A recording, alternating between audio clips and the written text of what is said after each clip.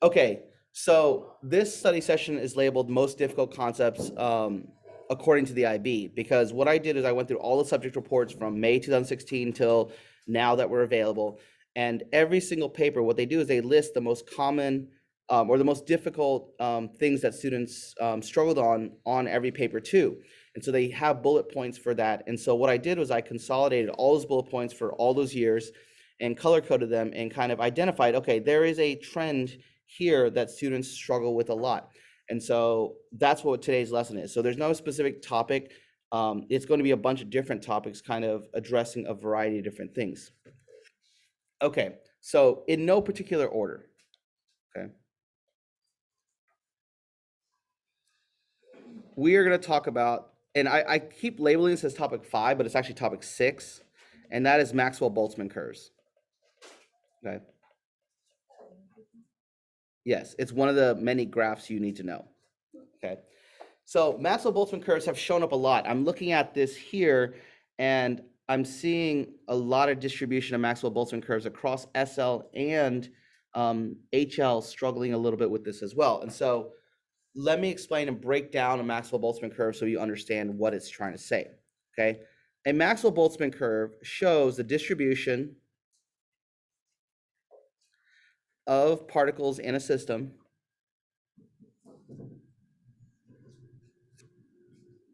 based on kinetic energy slash velocity slash speed. So the x-axis for this can vary between kinetic energy, velocity, and speed, but they all relate to the same thing because kinetic energy is equal to 1/2 mv squared. Now you don't have to know or like use that equation, but it is important that you understand that the kinetic energy of a particle is dependent on its mass and its velocity squared. So if you have two particles of different substances at the same temperature, they'll have the same kinetic energy, but they have different masses, so their velocities are actually going to be different. And so that's another thing I want to impart here is particles at the same temperature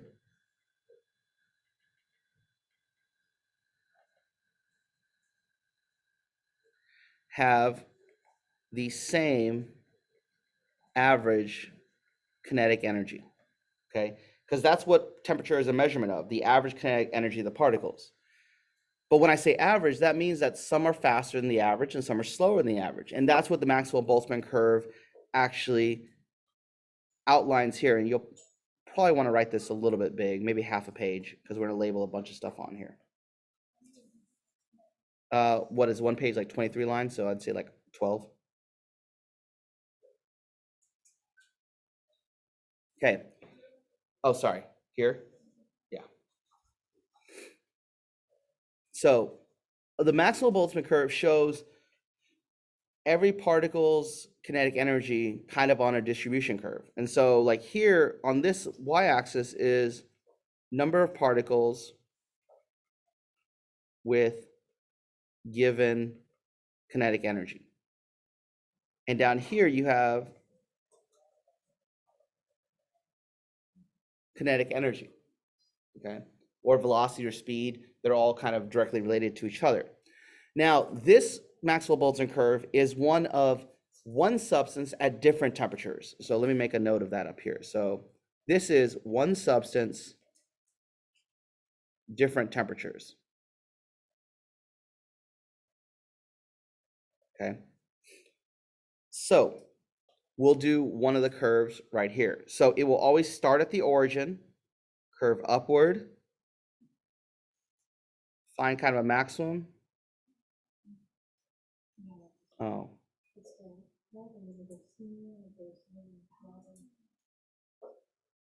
And curves downward like this. Okay. So this is an example of a Maxwell-Boltzmann curve distribution of a particle, a substance at a given temperature. Notice it starts at the origin always because no particles should have zero kinetic energy. And it increases toward kind of what's an average at the summit. And then it, as the speed gets faster and faster, fewer and fewer particles have that speed. Okay.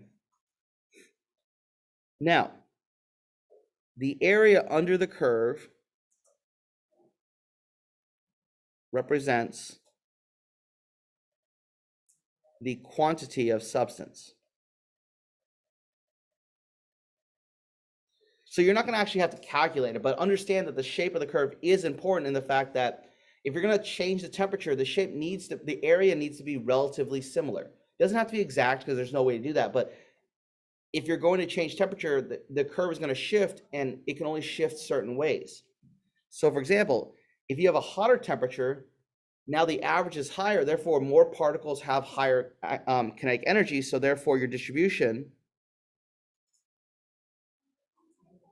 will look something like this.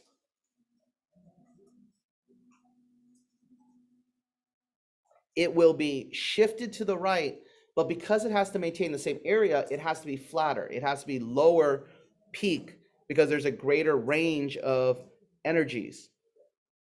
And also notice at the end here that the end of the curve is higher than the gray temperature as well.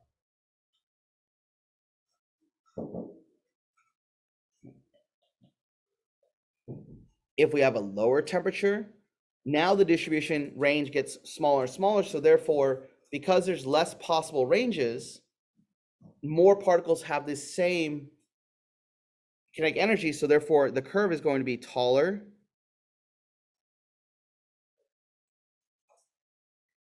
and shifted to the left. So this is a colder temperature, or lower temperature, I should say.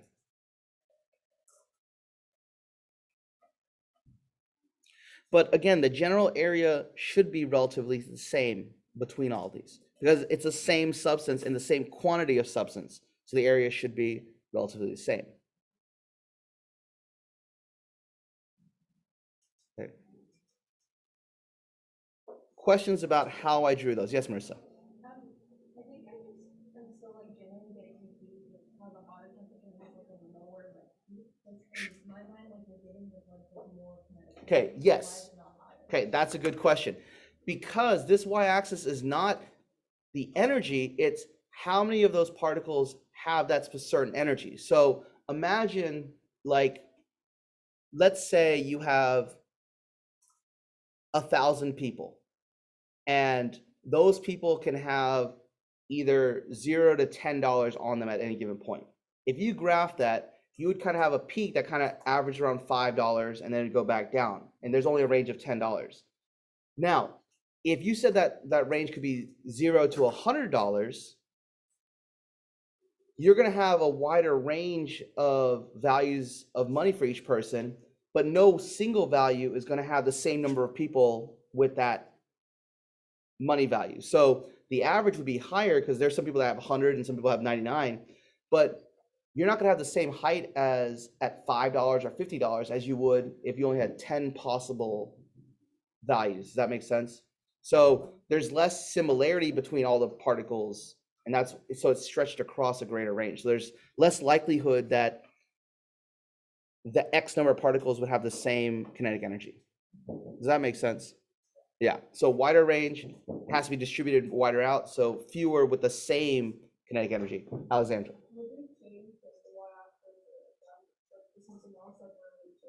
The y-axis, no. The x-axis might be kinetic energy, might be velocity, might be speed, but it would still have the same shape. It would still have that same concept of decreasing as you go to higher possible kinetic energies. Okay. Now, there is one other thing you have to add on here. Okay.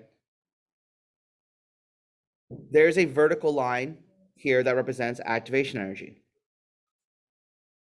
Okay. And the thing is, I think students aren't used to seeing this form of activation energy. They're used to seeing the energy diagrams that have the big hump that represents activation energy. But in a Maxwell-Boltzmann curve, it's a little bit different. It's an arbitrary line that just says, okay, this is the minimum required energy for a particle to react. So what that tells you is that every particle that is past this line has the potential to react if they collide with the correct orientation. So this is why higher temperatures react more quickly, because a greater percentage of their particles have the energy required to react. And that's why it's so important that the red line has a greater area past the activation energy than the blue or the gray line, respectively. Okay? So that's why it happens faster. Now, if I wanted to show how a catalyst affects this Maxwell-Boltzmann curve, what is the catalyst going to change on this graph? Perrin.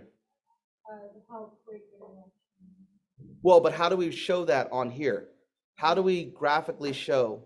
When it stops before, What do you mean stop before? like plateau before. The plateau doesn't affect that because remember, it's not the height of the curves that the catalyst does. Evan, what does catalyst do? Because a catalyst lowers activation energy. So on this graph, this is what a catalyst does. And that's where you have to get kind of differentiate between this graph and the other graphs with catalysts. And so there's two different graphs with catalysts. This is one. And so the catalyst lowers the activation energy. So therefore more particles, have the amount of energy to react. No matter what the temperature is, more particles will react because more of them have the energy because there's greater area past that line. What you're thinking about, and this is what I was saying earlier, is that a lot of y'all are used to seeing catalysts drawn like this, where yes, the activation energy decreases like this, but that's a different diagram and that's a different graphic of what's showing the reaction. This is Maxwell-Boltzmann curve is distribution of energy. The one on the right is plotting the energy of the reactants and products relative to each other. So they're two very different representations of energy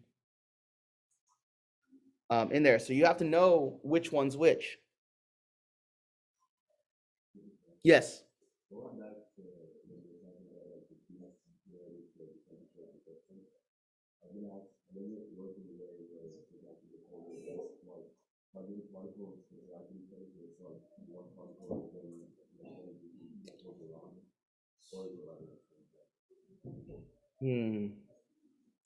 Wait, so you're saying your question is at colder temperatures?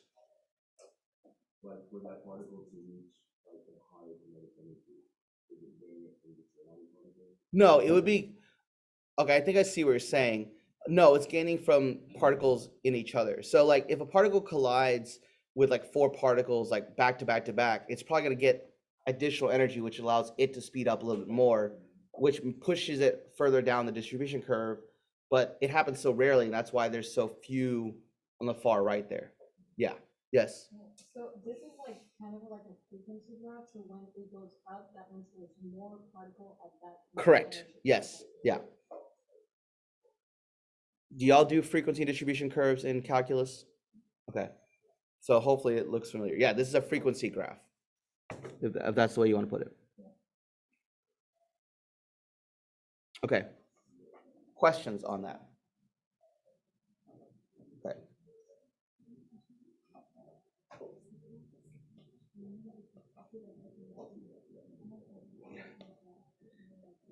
Next thing, and again, in no particular order, but it just caught my eye.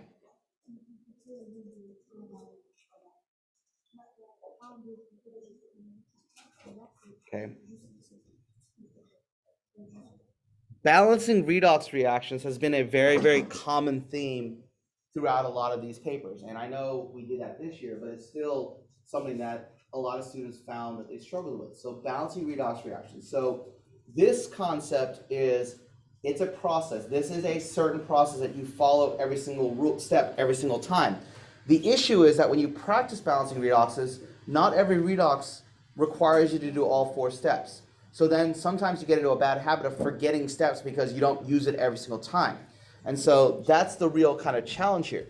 Now, on paper 2, what I like to think about is table 26, which is the reduction potential chart, which SL doesn't need to know, and HL does. It's still available.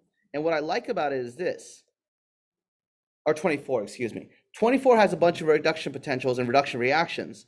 But if you forget how to balance redox reactions, this reaction right here, the Cr2O72 minus, is a great memory aid because it goes through all the steps that you need to have to be able to balance an equation. And so we're going to go over that. But if you forget how to balance reactions, go to table 24 and find this reaction, go, okay, what did they do in this reaction? And let me try to follow that to try to get the accomplishment. It might kind of jog your memory for this. So there are 4 steps for every half reaction balancing. And again, the crucial thing is that sometimes you don't do every single step. So you still have to remind yourself that you need to check for that step before you move on, because that's where students make the most mistakes. And this first step is the one that they forget the most because it's so uncommon to do. And that is balance non-H's and O's. Okay. The first thing you do before you try to balance anything else is balance the H's and O's. Bless you. Oh, balance the non-H's and O's, excuse me. So look for any element that's not hydrogen or oxygen, because you'll balance those later. So it doesn't matter how many you have here. But here you would say a 2 in front of here because CR, there's 1 CR on the right and 2 CRs on the left. And you have to keep in mind that those coefficients will influence other things later on. Because so that's why it's important you write that coefficient down, because you'll have to factor that in into the next few steps. Okay. Step 2, balance O with H2O. So you want to count how many oxygens are on each side and add the difference to balance them. In this case, it's nice because there's only O's on one side. So you would only need to add the number of O's on the right side. But again, if I'm the IB, I'm going to find ways to challenge students so that they are doing it correctly. And if students are doing enough practice problems, they just remember, oh, the number of O's on this side, I need to put waters on that side. They'll trip up because they'll give you a half reaction where there's O's on both sides, and students forget to count the difference instead of adding just blindly the number of O's from the opposite side. So that's one of those kind of things where the IB is testing you. Step 3, balance H with H plus. Okay, so here again, it's convenient. We have 14 H's on the right, so therefore we add 14 H pluses on the left. Okay. Step 2 and 3 usually students get right. It's step 1 and step 4 that are the most challenging for students. And step 4 is balance charge with electrons. And this is where students make the most mistakes, because even if they get lucky and they don't have to balance on H's and O's, they get the O's and the H's right, but then they balance the charges wrong. And that is a kind of a fatal mistake here. Where students mess up on this is they forget coefficients matter. They forget that the left side is 14 plus because there's 14 H pluses, not just plus 1, but 14 H pluses on the left. And 2 minus, and this side is, 6 plus and 0. So then this is 12 plus and this is 6 plus. That's where students make the most mistakes, because they forget that there's 14 H pluses instead of just an H plus. They just look at the charge and go, oh, left side's 1 minus, right side's 3 plus, I need to add electrons. So it's 14 H pluses, 2 Cr3 pluses, write your charges underneath. And hopefully you won't make that mistake.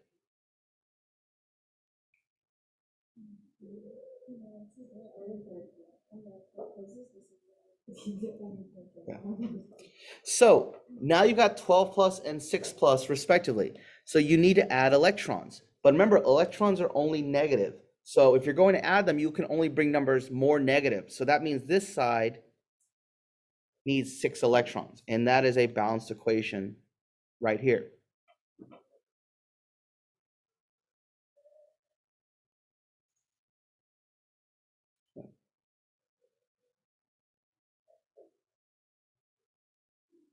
Questions so far?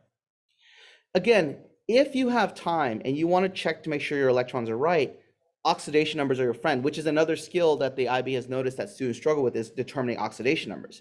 So what you want to look at here is the element that's not oxygen or hydrogen in this case, because that's what's changing, the CR. Okay, so CR on this side is easy. It's +3. That's the oxidation number. Remember, oxidation number goes last. Charge goes last. So just remember that. With Cr2O7 2 minus,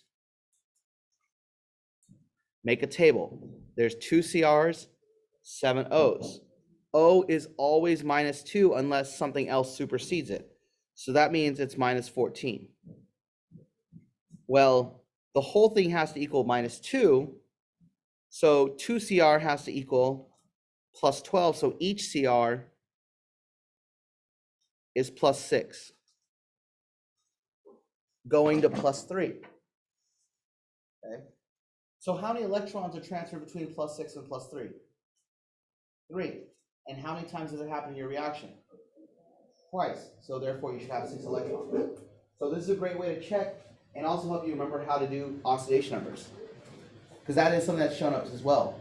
That's a very common thing to ask. Yes, Fern? So if we have to label the first row, it would be never atoms. Yes. Charge and then. Well, oxidation number.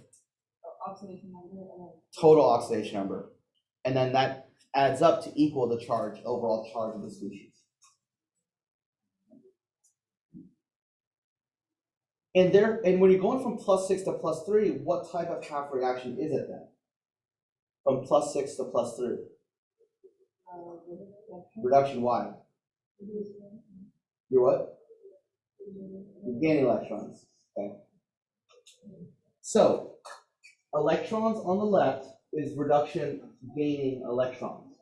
So when you balance, you should have that. Okay.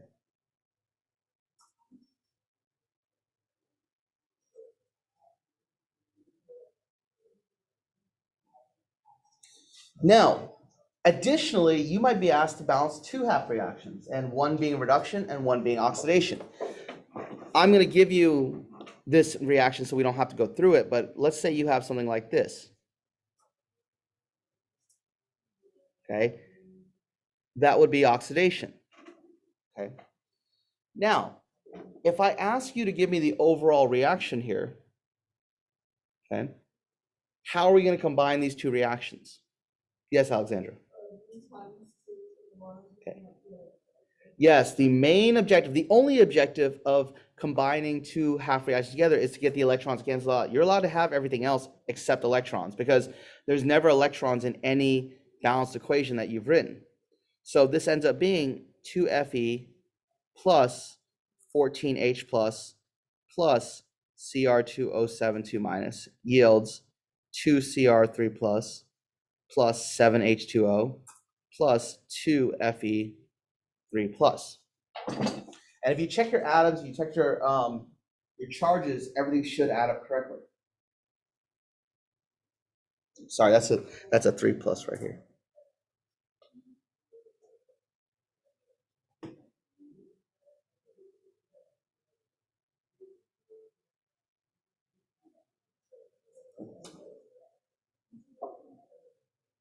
Now remember, waters and H's might be on both sides. You need to simplify them down. So if you have 7 on one side and 2 on the other, you have a net of 5 on the side with more. So you do need to simplify down. You can only have one example of every species in your balanced reaction. So if you write H2Os on both sides, you need to combine them and simplify.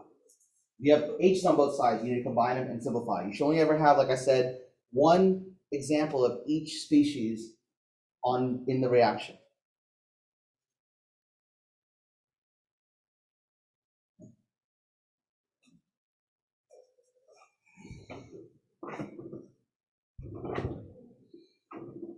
Okay.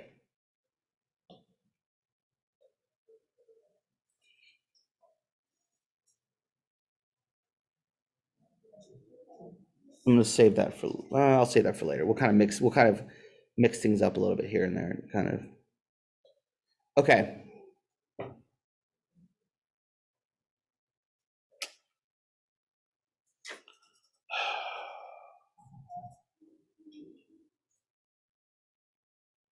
Okay. We'll do topic 4 here, which is intermolecular forces. Okay. It seems that students have A, trouble identifying them, B, understanding how they affect physical properties, and then C, being able to define them at all. Okay. So intermolecular forces, these are not to be confused with bonding. Bonding is different than intermolecular forces. Now, do some bonds also act as intermolecular forces? Yes, but only in certain situations here. Okay. Intermolecular forces determine physical properties. So anytime you see them asking about things like solubility, boiling point, state of matter, things like that, any physical properties that are not chemically reactive, just characteristics of the species, that's due to intermolecular forces. Okay.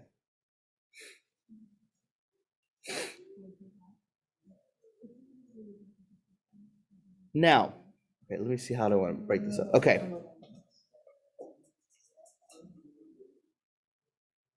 Well, let's see. Okay. Okay. This is a table. Ooh, maybe I should go to the next page. Hold on. You know, I may, oh, what's that? Did I actually put like a letter there somewhere? Okay, I don't know. That's weird. Okay.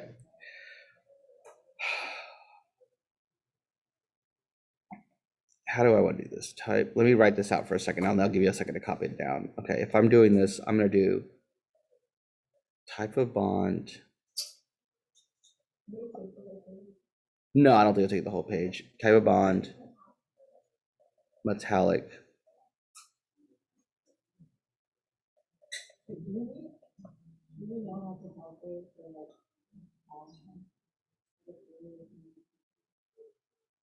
Yes, to an extent. We will talk about bonding separately after we kind of separate from IMFs. Okay.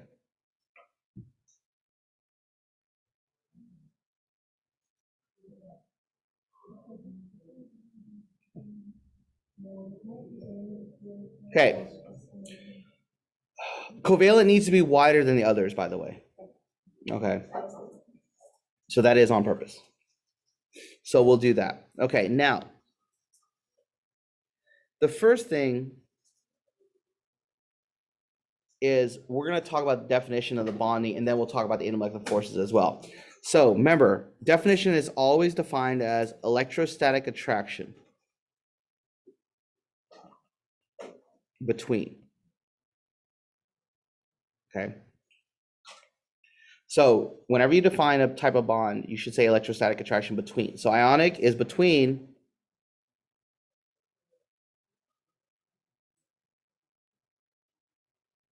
oppositely charged ions. Let me color code here a little bit.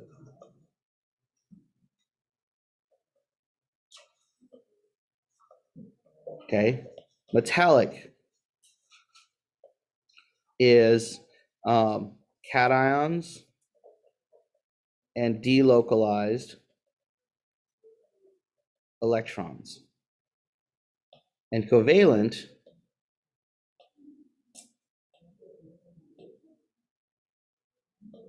is positive nuclei and shared electrons, shared pairs of electrons. Okay.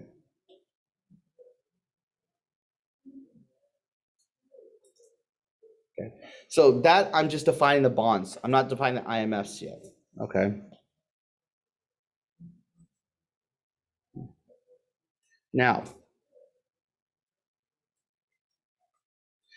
the intermolecular forces, actually, hold on. Let me actually change that. Sorry. Okay. Type of solid. Okay. So we characterize these by different types of solids. And so ionic is a crystal lattice.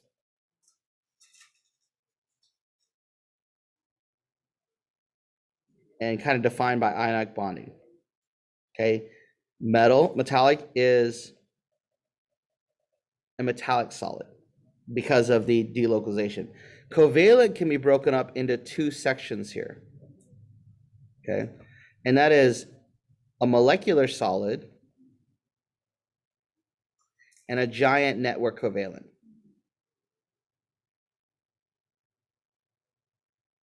Okay. And there is an important differentiation between those that we will kind of go into here. I have a dumb question. Yeah. How is it called? Like, those are intermolecular forces. How is it called, like, polar bonds, like, That doesn't directly have to do with IMFs. No, I know, but what's the name of the group? That's just bonding. Like, bond? Yeah, bonding and IMFs are two different things. Yeah, well, they call them intramolecular forces, but we don't ever say that because it's confusing. So when I say IMFs, I mean intermolecular forces across molecules. And when I say bonding, I mean intramolecular, within. Okay. So, I didn't say that. Chloe said that. Okay. I thought it had a name and I just forgot it. No, she actually meant it, Perrin. Okay. Type of IMF. Okay. So ionic is that ionic bonding is also its IMF. Metallic is also, oh, I forgot. I didn't realize this was not orange. This is also metallic. Okay. Now, here's where it differs a little bit with covalent molecules. Here you might have LDFs, dipole-dipole, or, oops, hydrogen bonding.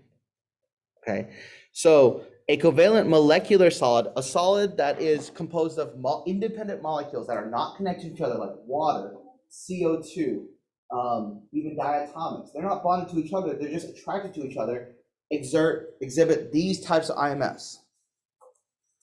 Now, a giant network covalent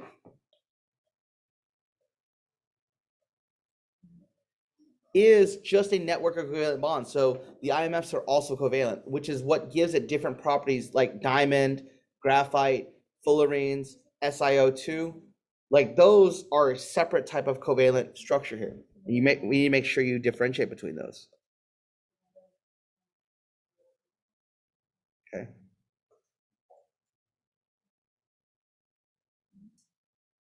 Okay.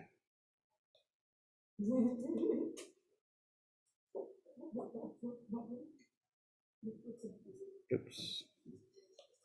Okay. Now, next thing, okay. I'll give examples here, okay? Obviously, things like NaCl, K2CO3,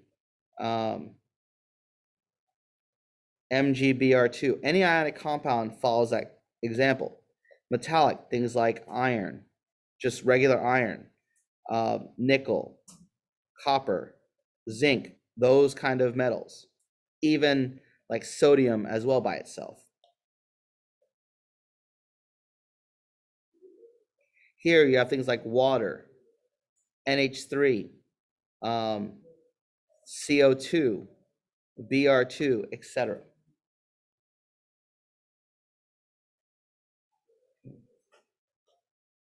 Here you have graphite, SiO2, diamond, and fullerenes.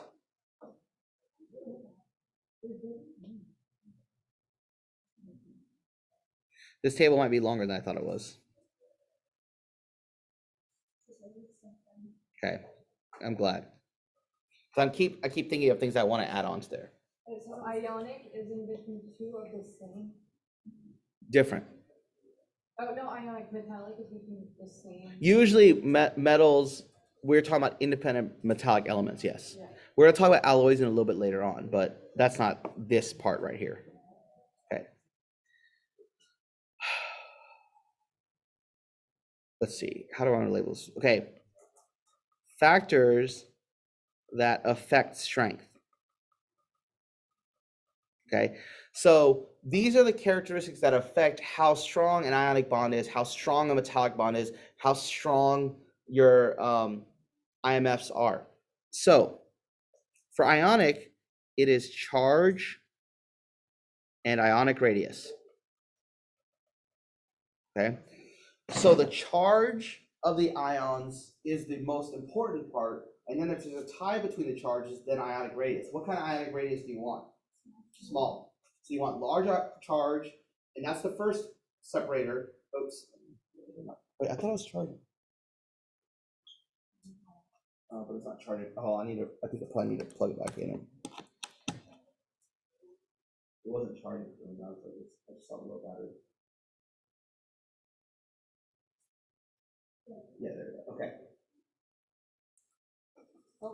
It's okay. Just give it a second.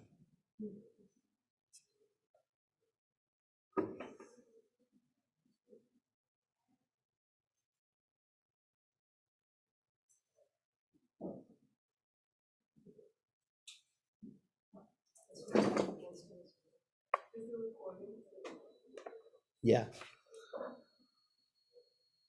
It's okay. Let's see.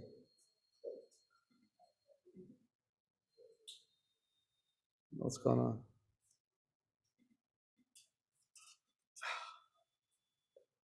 Sometimes.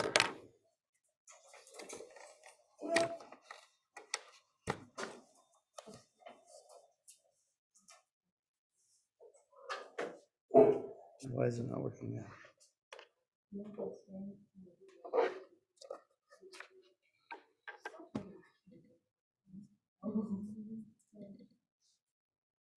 Okay, there we go. All right, so you want high charge, small ionic radius, but charge is the first thing, and if there's a tiebreaker that's needed, then you go ionic radius. So look at the charges first, and if you want to figure out which one has the largest charge, multiply the two values. So like a -2 and a +2 is stronger than a -1 and a +3. Yes? Large charge means there's a greatest attraction between the two ions. And so a +2 attracts more than a +1 does. But also ionic radius, the smaller it is, the closer they can be, so therefore the greater attraction that can be held. So multiply charges actually. Yeah, multiply charges, the two charges together, not just one of each charge, by the way, not like, even though it's MgCl2, you do +2 times -1. The higher one is the stronger one. But if they all get the same value, then you go by ionic radius. Metallic, you go by the charge and actually ionic radius.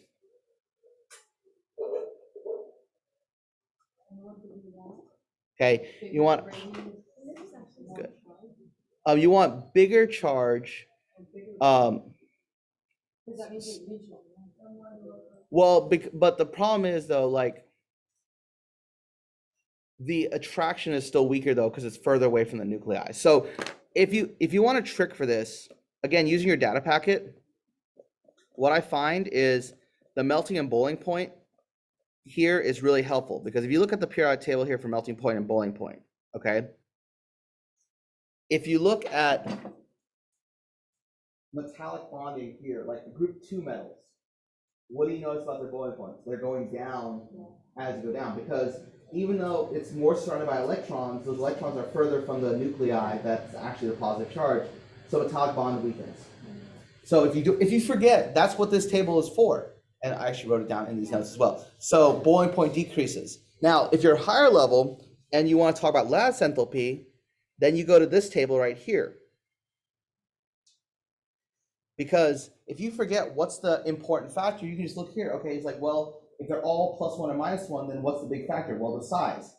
But if you notice, any +2 is significantly larger than a +1. So that is something that you can use as an aid, at least in paper 2. Paper 1, you still have to know it because you don't have this, but it is a good, useful guide. And I think as you're studying for the IB exam, it is important to get familiar with your data packet for that. So we want Low radius, just like ionic. Okay. Now, with this one, it has to do with the type, hydrogen bonding being the strongest, LDF being the weakest, and if there's a tie, dipole. If there's a tie, then you go by molecular mass.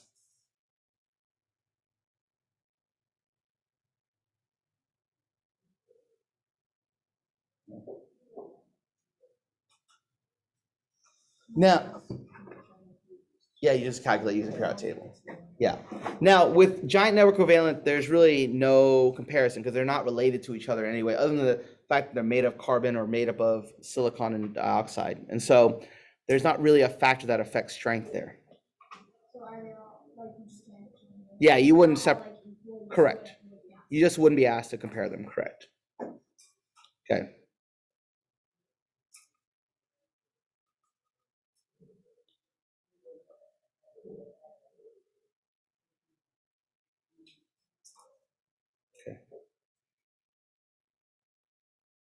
Gosh. Properties, okay? So ionic compounds, high melting point and boiling point.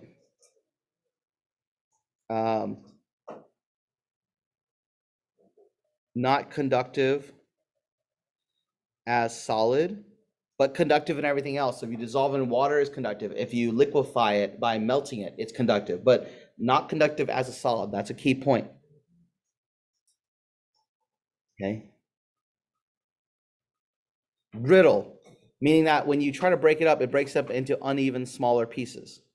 It's not able to be malleable or ductile, which is what metallic bonding is. And so it's, I would say metallic bonding is medium melting point and boiling point. It's still relatively high compared to covalent, but like ionic compounds melt at like 1200 degrees and metals melt at like 600 degrees. So we're going to call it medium, but closer to high, medium high, I guess I would say. Okay. Always conductive and malleable and ductile.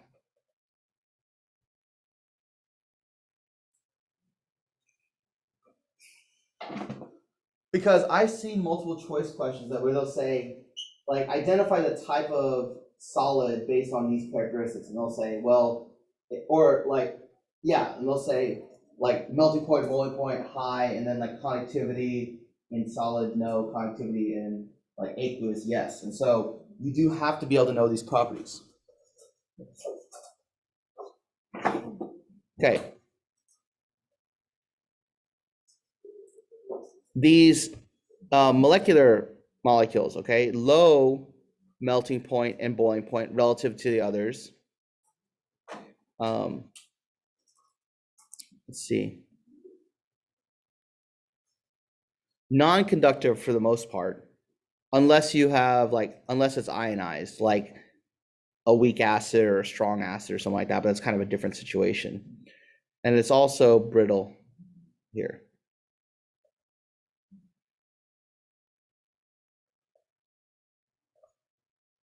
Okay. With giant network covalent, graphite, oh, so these have very high melting point and boiling point. Yes, you can. Well, it'll probably react with the oxygen before it actually melts per se. So only graphite is conductive here. But everything else is non-conductive.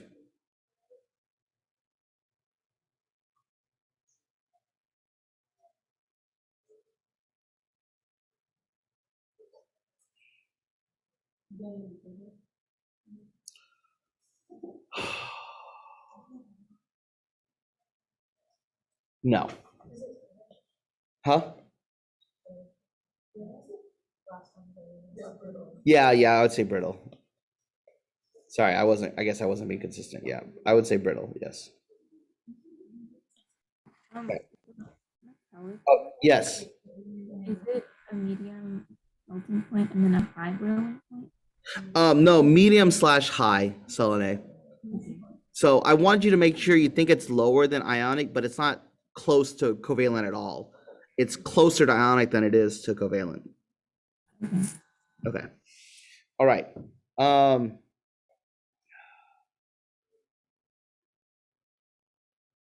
Representation. Okay. So for ionic bonding, you're going to have something like Na plus and Cl minus, because you have oppositely charged ions that become attracted to each other. Okay. Metallic bonding, you're going to have something like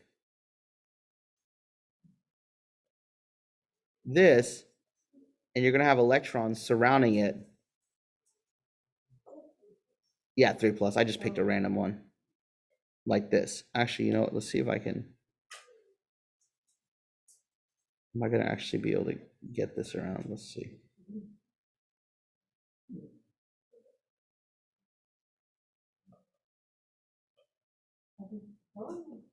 Oh, I missed one. I just wanted to make sure it was easier for y'all to see kind of the electrons like being surrounded by that.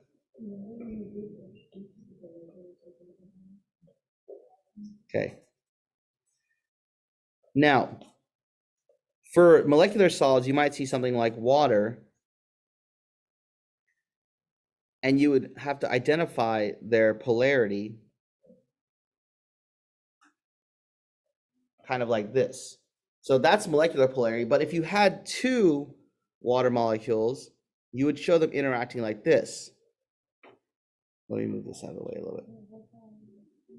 So you'd see kind of a dashed line between the oxygen and the hydrogen, and that's your hydrogen bonding there. That kind of like resembles like non-intermolecular. Because it's not from like a molecule to the other. Well, that's the definition of intermolecular. Inter literally translates to across molecules. So because, You had it backwards in your head, didn't you? I had it back. Yeah, ethnon.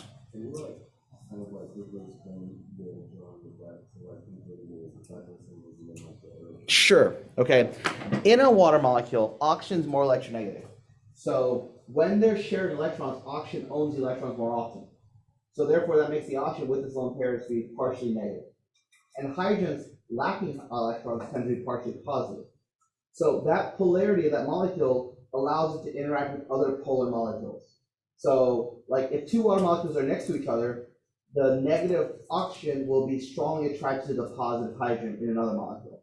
And that type of attraction we call hydrogen bonding, because it's so different in polarity that it's almost like a bond between them.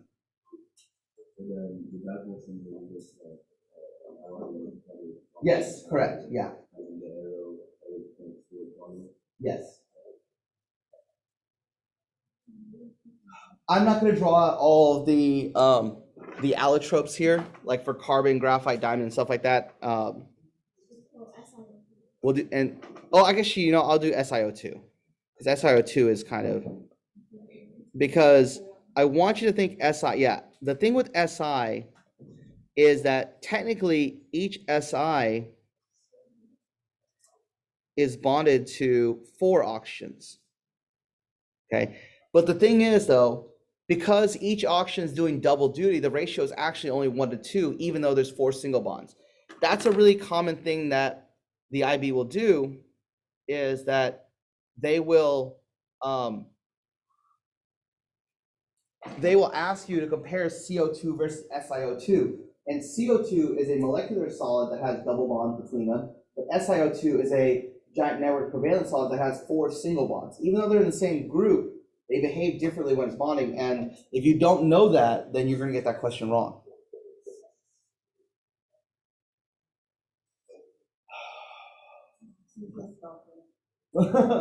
Right. 10-10. That's it? Yeah. We've only gone through 3 concepts. There's a lot more. I know, I'm writing it too. Sammy. Are we done? No. Sorry. No. We have one more row. Okay, we're done.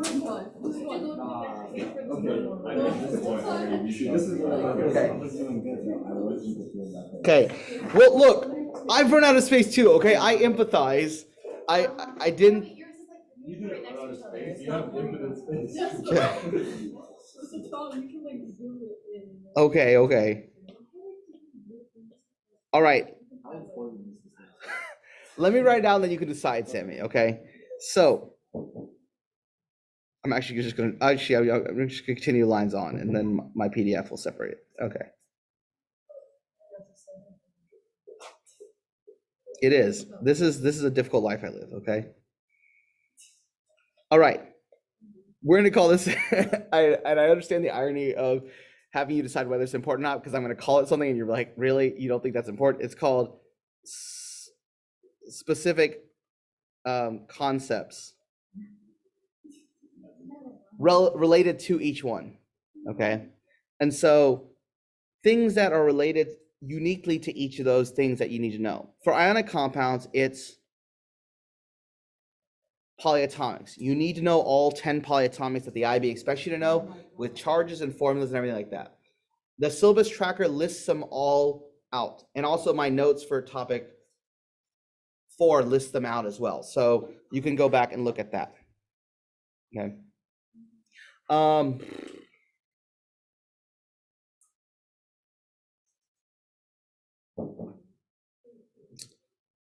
I'm trying to think if there's any other specific concepts I really want to apply there. Yeah, I don't think so. Okay, metals. No alloys. Okay, alloys are a mixture of metal and another element. Okay, so it could be another metal like brass or bronze, or it could be another element like carbon, a smaller element. Now, we don't get into the details of like interstitial versus substitution alloys and stuff like that, but we talk about how you can mix metals with other things to get stronger properties. Yes?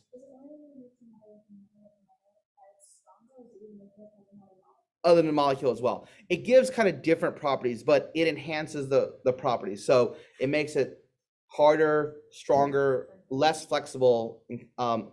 Wait, what, Prin? Okay. Yeah, like for example, iron's pretty malleable, but once you add carbon into it, it becomes much stiffer and more rigid. Okay. Brass gives you kind of different,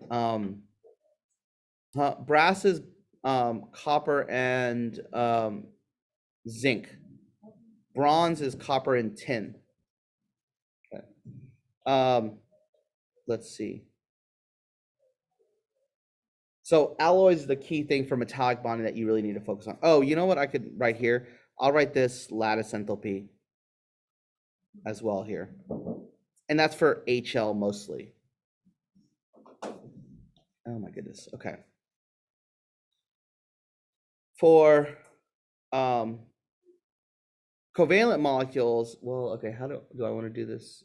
Well, shapes and things like that, Lewis structures. It's either one. Some people do VESPR and some people do VSEPR. It doesn't matter. It's still the same word, it's just a slightly different order. Oh, formal charge for higher level. Hybridization as well for higher level. Okay.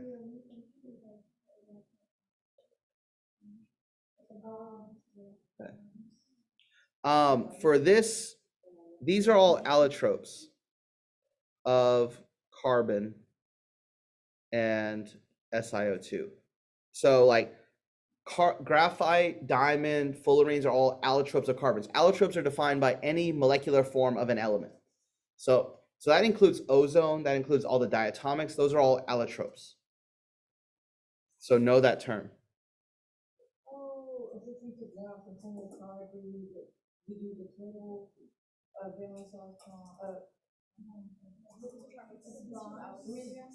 it's like, yeah, bonds are, but it's like valence of. Yes.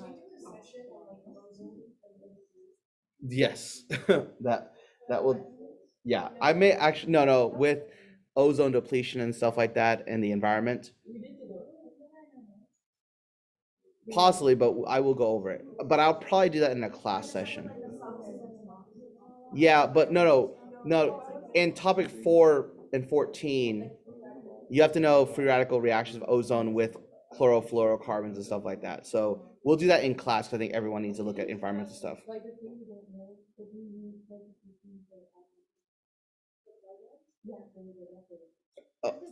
We might have it today, but we'll see how much time we have left. Okay.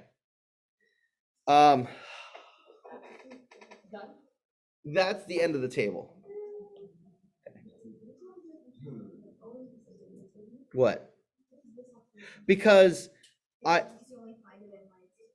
Yeah, because yeah, and so the thing is, this kind of ended up being a table of bonding that had intermolecular forces involved incorporated into it as well. And so this kind of I wanted it just ended up being bonding slash intermolecular forces. So it kind of did double duty for that.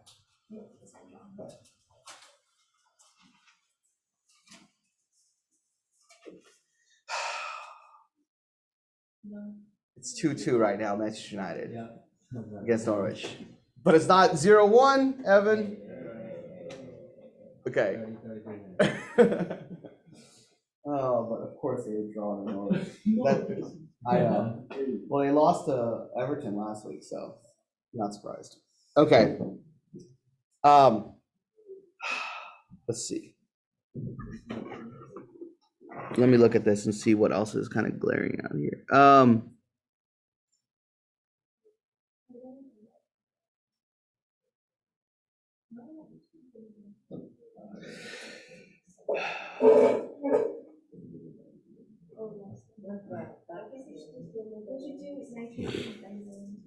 That's higher level. We have to do that higher level. Okay. Okay, but what kind of thermodynamics problem? Well, okay, lattice enthalpy, that's higher levels. That's gonna be later today. Yeah.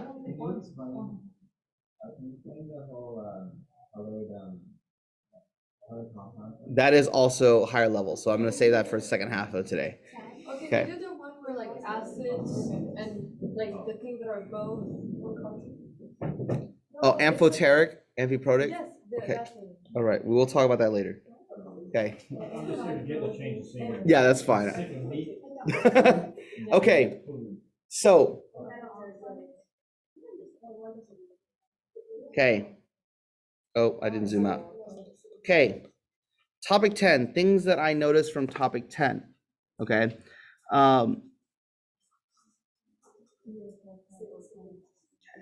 We'll group this as mechanisms slash products slash reagents. Okay. Which is a lot of what organic chemistry is knowing how to outline reactions, knowing what reactions produce what, and knowing what you need to make those products in here. So this is the whole map that you made. This is the whole review map. But again, the IB notices that like students were struggling with these things. And the first one we're going to talk about is free radical mechanisms. Okay, free radical substitution of alkanes. Okay, and so that's one that both of y'all need to know. Okay, so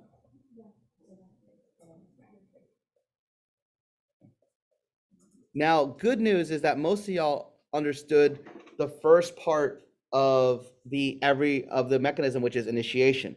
So free radical substitution occurs between an alkane and a halogen. Okay. So there's 3 major steps. The first step. Okay, so let me give you an example of a halogen. Okay, it doesn't even matter what it is. It could be C6H14 and chlorine. Okay. How does my reaction initiate here? Yes, Chloe. Yeah. Okay, you need what? You need UV light. Okay.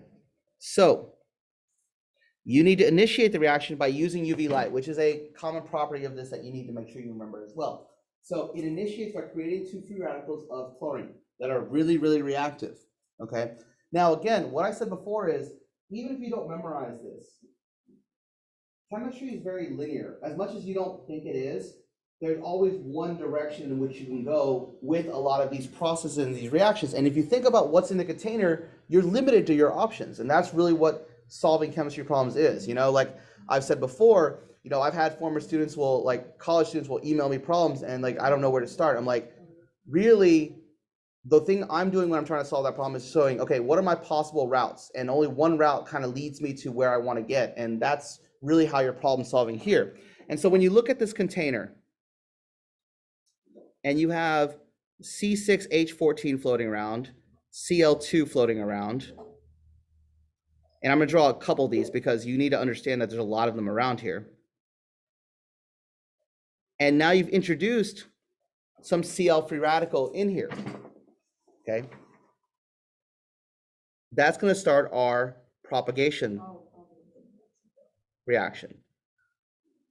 So what is that Cl free radical? What are its options in this box? It could, wait, what, that's not? It could go with another radical, but that's not going to propagate the reaction, right? So what are other options, Corinne? Cl2 and C6. Cl2 and C6H14. Is there any benefit of reacting with Cl2? No, because it's just going to form the same thing. So what's the only thing it can react with? The C6H14. And this is the step where it doesn't really matter. No, that's the last step. Okay, so what's that Cl free radical going to react with in that alkane? Hydrogen. It's going to rip off a hydrogen. It's going to form HCl and C6H13 free radical. So let's introduce that into our container.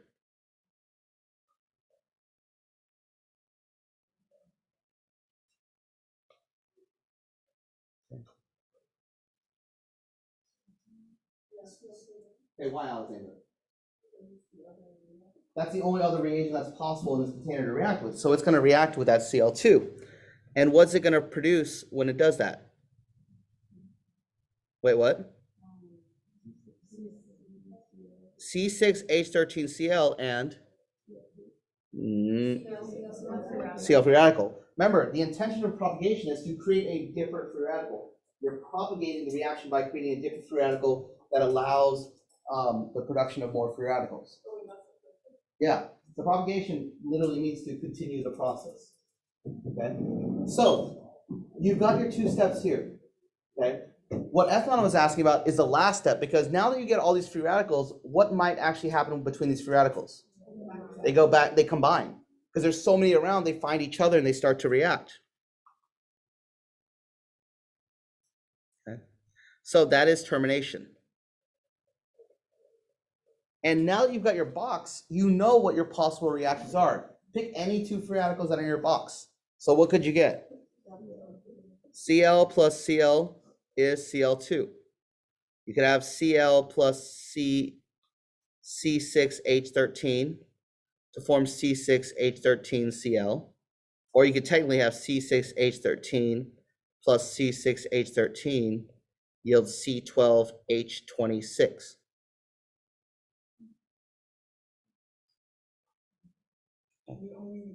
You only need one termination, because all those terminations show that you understand what a termination reaction is.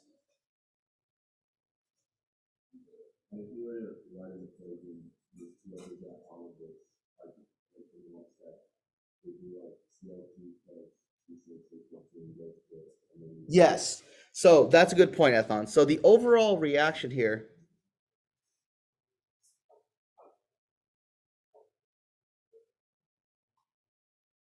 is, like Ethnon said, Cl2 plus C6H14 yields C6H13Cl plus HCl. Notice it doesn't incorporate everything that you have possibly made. It's just the main intention of this, and those are the most common products that you're going to get from this reaction.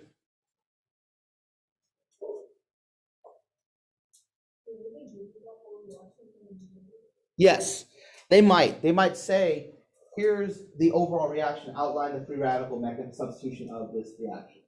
So you have an alkane and you have halogen. They don't have to. They could just say the species. They could just say ethane reacts with bromine. And you have to know ethane is an alkane, bromine is a halogen, so therefore it must be free radical substitution. You may have to know that.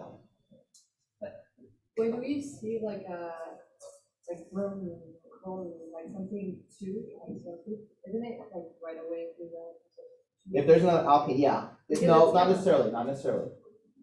Because if it's an alkene, then it's addition. You add the halogen across there. So you do have to be careful about that. Yeah, Evan. for initiation, it has to be a halogen. Yep. Correct. The halogen bond is the right energy so that UV light matches that energy to break it. The carbon-hydrogen bond is a different level of energy. So it's not going to break up. Okay. And again, a couple things. You should never have a hydrogen free radical, because the alkane is surrounded by hydrogen. So the first thing the halogen is going to attack is the hydrogen. It's never going to reach a carbon unless there's a carbon free radical already. Then there's a possibility, but it's always going to reach for a hydrogen when it's propagating.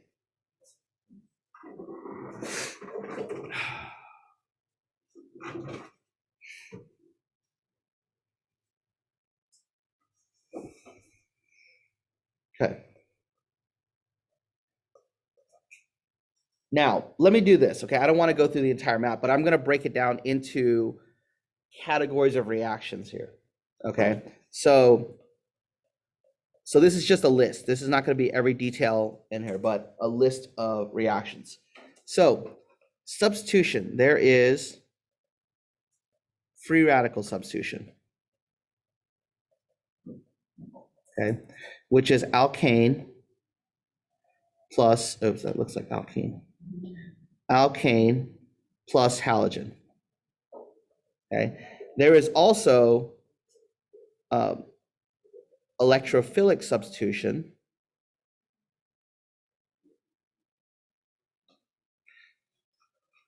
which is higher level, and that's benzene nitration. And we will talk about that in the higher level part of today's review. There's also nucleophilic substitution,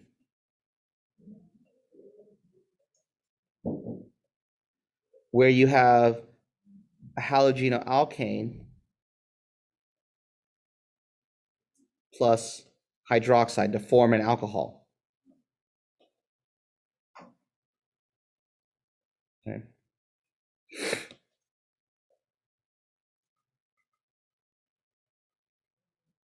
There are addition reactions. Okay, one, electrophilic, which has to do with alkenes. Okay, so electrophilic addition is when you add a species to an alkene and the species breaks up into two parts and it adds across the double bond. So if you add HCl, H adds to one carbon, Cl adds the other. If you add Cl2, one Cl adds to both carbons. So you end up with an alkane after it, all single bonds. Okay. There is also polymerization.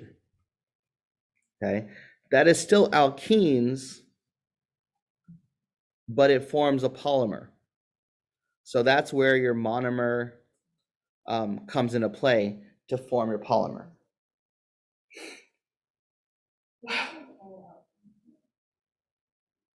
Yes.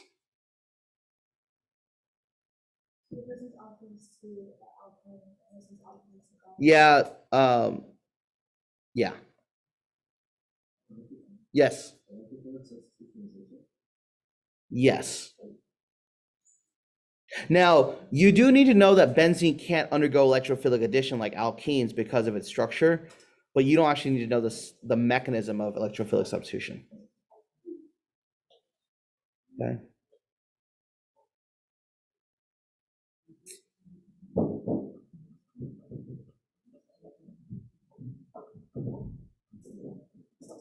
Okay. There is oxidation / reduction. Okay. And there is some higher level in here as well. There's oxidation of alcohols that requires dichromate, acid, and heat.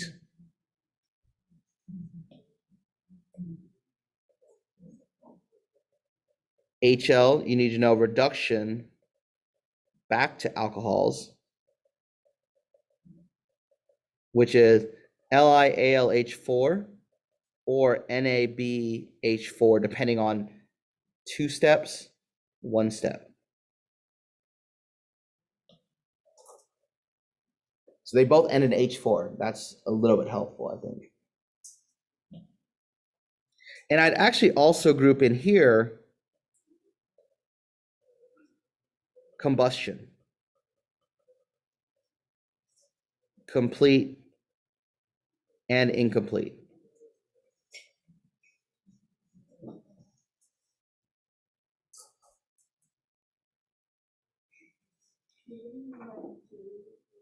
Oh, two steps. So LiAlH4 is reduction when you go from carboxylic acid all the way back to alcohol. But if you're going from ketone or aldehyde where it's only one step, then you just have to use NaBH4.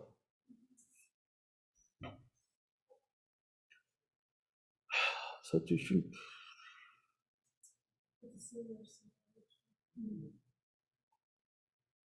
Yeah. And condensation. Okay, that's the formation of an ester or esterification where you have a carboxylic acid and an alcohol combined together.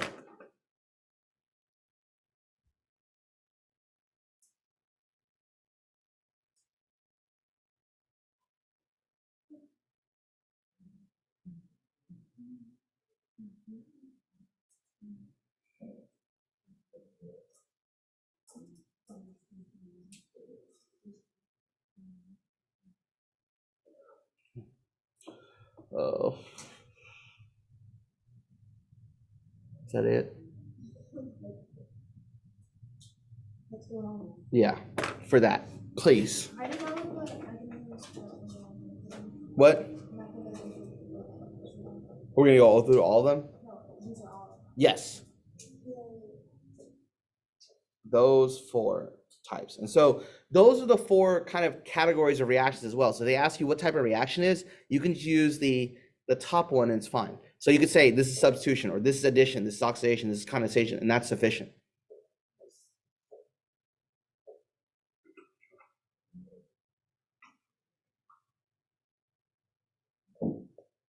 Okay. And study your reagents as well. You know, like on the mock exam for higher level, you had to know what the reducing agent was, but know your oxidizing agents and things like that.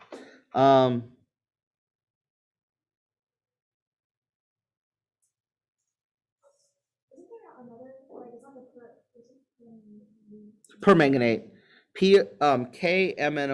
MnO4 minus. No, you don't need to know that. You can just stick with dichromate for everything. Okay, I'm looking at this. Yeah, most of this is just reactions for organic. So knowing all that, and they're gonna almost always ask you about that, like that, because organic's the last topic you cover in depth. They feel the most comfortable asking you about that stuff. Oh, did they change the order? Well, they suggest it. Yeah, they do have them in a certain order, and I follow that order, yes. Some teachers don't, but I tend to follow that order.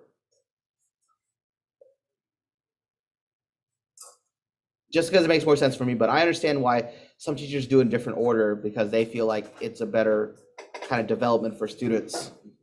So like I don't have anything against, yeah. Okay. Okay, let's take a 10-minute break.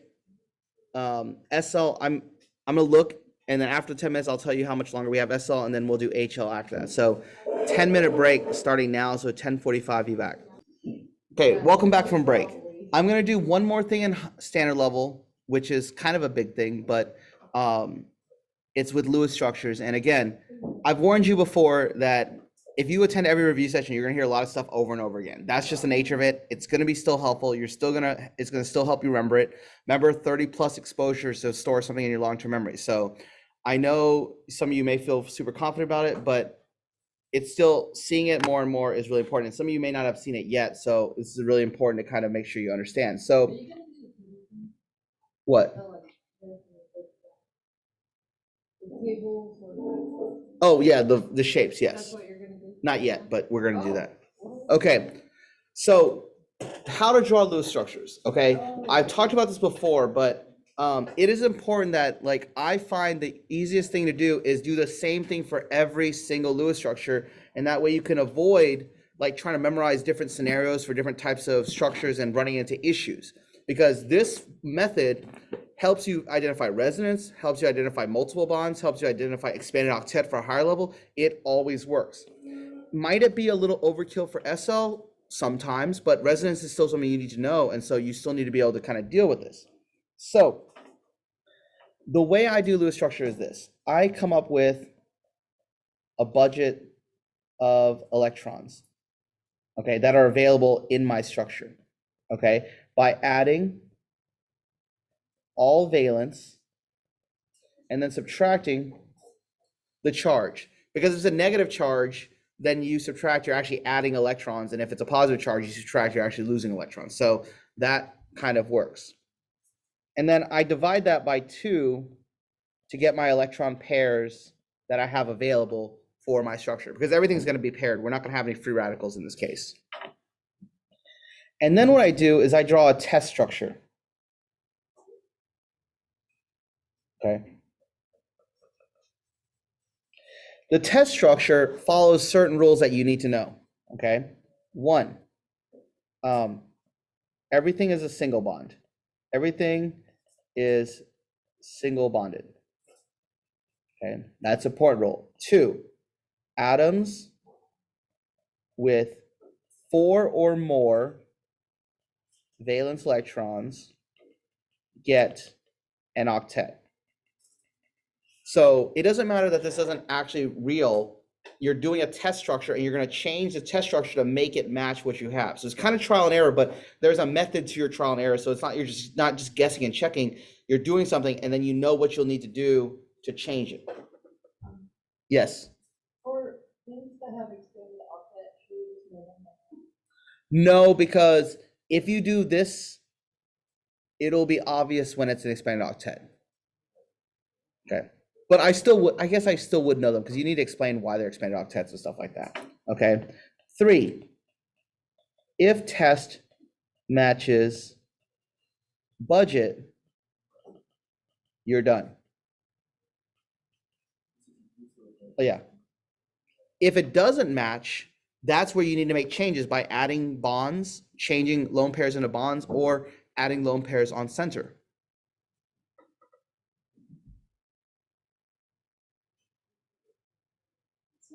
Yes. This is topic 4/14. Yeah. Okay. So you got it, Sammy? Okay. So for example, if we see something like N2, N2 is a very common diatomic. It's one of the special diatomics because it's a multiply bonded diatomic, but you don't need to memorize that necessarily. You can always figure it out. And I'm going to show you this example, and I'm going to show you some more complicated examples. So N2 has 5 times 2 is 10 electrons. So there are 5 pairs of electrons that are needed in a structure. No more, no less. What you'll start off with is this, because nitrogen has 4 more valence electrons, so you give it an octet, and you give everything a single bond. But this is 7 pairs, so that can't be the actual structure. And so what you do is this. You take away 2 hypothetical lone pairs, and you make it a bond. You take away 2 hypothetical lone pairs, you make it a bond, because those actually mean the same thing when it comes to atoms. Because sharing a pair of electrons is the same as having your own lone pair. So because you need 2 pairs to eliminate, that's 2 bonds. So this becomes N triple bonded to N, which is 5 pairs, and then you're done. Wait, why didn't you do the Because double would only get you with 6 pairs, so you'd still need 1 more. So find the difference between the 2 values, and that's how many bonds you need to add. And so this is the correct answer. Did you do the, like, 5 minus 2 minus 3? That's formal charge. Yeah. No, that's different. Okay. Possibly. Now, CO3 2 minus. Okay, this is carbonate. This is an example of one that gets a little more complicated, and this is why I have you do it this way instead of drawing valence electrons out and then trying to pair things up, because it gets complicated and sometimes it's not obvious if you do it that way what your scenario is. And if you do it that way, then you have to memorize all these different possibilities, and there's just no need to memorize all those. Okay, carbonate. Carbon is 4. Oxygen is 3 times 6. And then minus 2 is minus negative 2. So that's 18, 22, 24 divided by 2 is 12 pairs.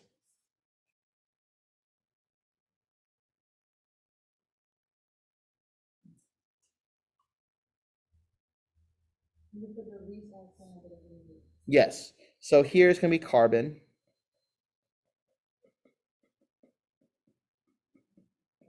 And they're all going to have an octet.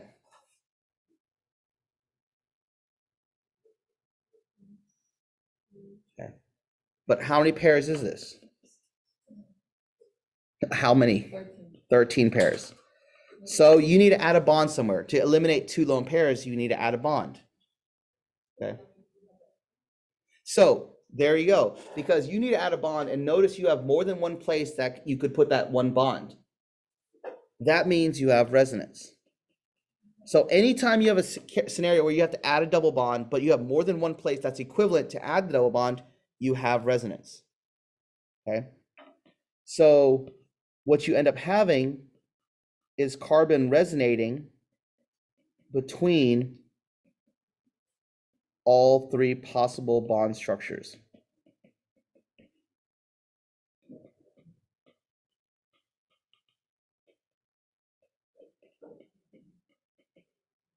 And all of these are 2 minus.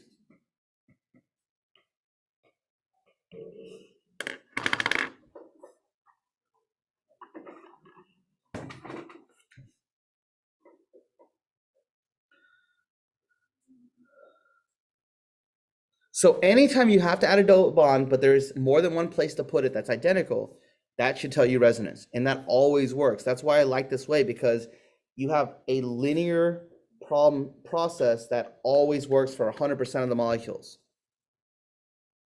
There is never a time where this doesn't work.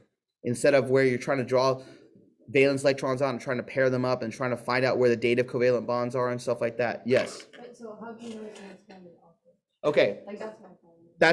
That's no problem, because what you'll run into is, let's say you have something like, this is higher level, by the way. So I'll give it 1 second here, and we'll talk about shapes, and then I'll let y'all go. XeF4, okay? Xe has 8. F4 is 4 times 7.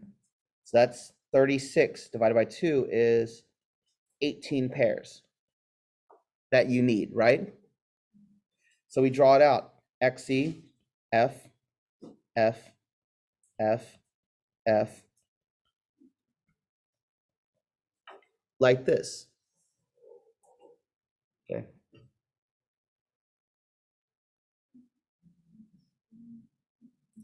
How many pairs do you have here, Perrin? Nope. Says, okay. So guess what? You don't have enough pairs now, Perrin. Oh, so that's when you don't have enough. Exactly. So again, foolproof way to do it. You don't have enough pairs, put all the pairs on the center atom. That's how you do it. Always works. That's why I like this process better.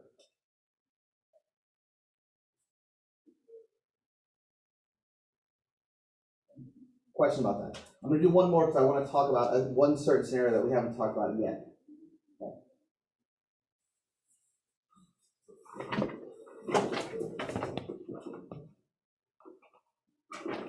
Carbon monoxide. Okay. Carbon monoxide is 5 pairs. Okay. And when you draw it out, you end up getting 7. But so that means you need to add a triple bond in between here. Okay. So we know that's the right structure. It has 5 pairs. Everything has an octet. That's good. Here's the thing, though. If we actually divvy up these electrons to each atom, it appears like carbon has 5 valence electrons, but it doesn't. We know carbon only has 4. So what that means is that in actuality, oxygen has 6, which means that this down here is a dative covalent bond. So in this scenario, oxygen's actually donating both electrons to the carbon so that it can have a bond to create stability. And that's why you usually draw the arrow to show that dative covalent bond or dative coordinate bond. The tip that I give you for this is to identify a dative or coordinate covalent bond, look at the atoms and see if they have an abnormal number of bonds, okay? Because oxygen wants a bond how many times normally? 2. So if it has 3 bonds, there's a dative covalent bond somewhere. Carbon wants the bond 4, but it only has 3, so there must be a dative covalent bond somewhere. Nitrogen usually wants 3 bonds, so if it has 4, that's another dative covalent bond. Your most popular dative covalent bonds are NH4 plus and H3O plus. Why? Because they're an acid and base, and they easily show the fact that you have an abnormal number of bonds on each structure.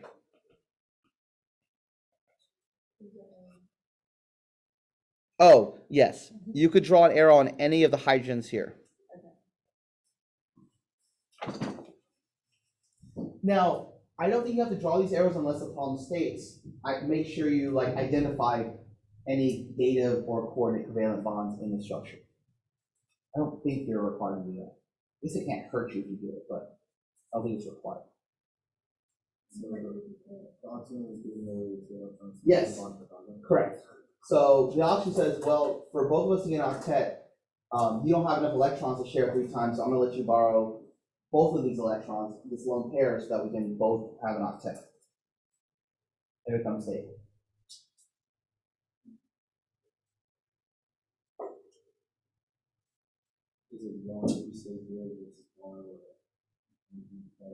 I think give is fine, but dative in Latin actually means give.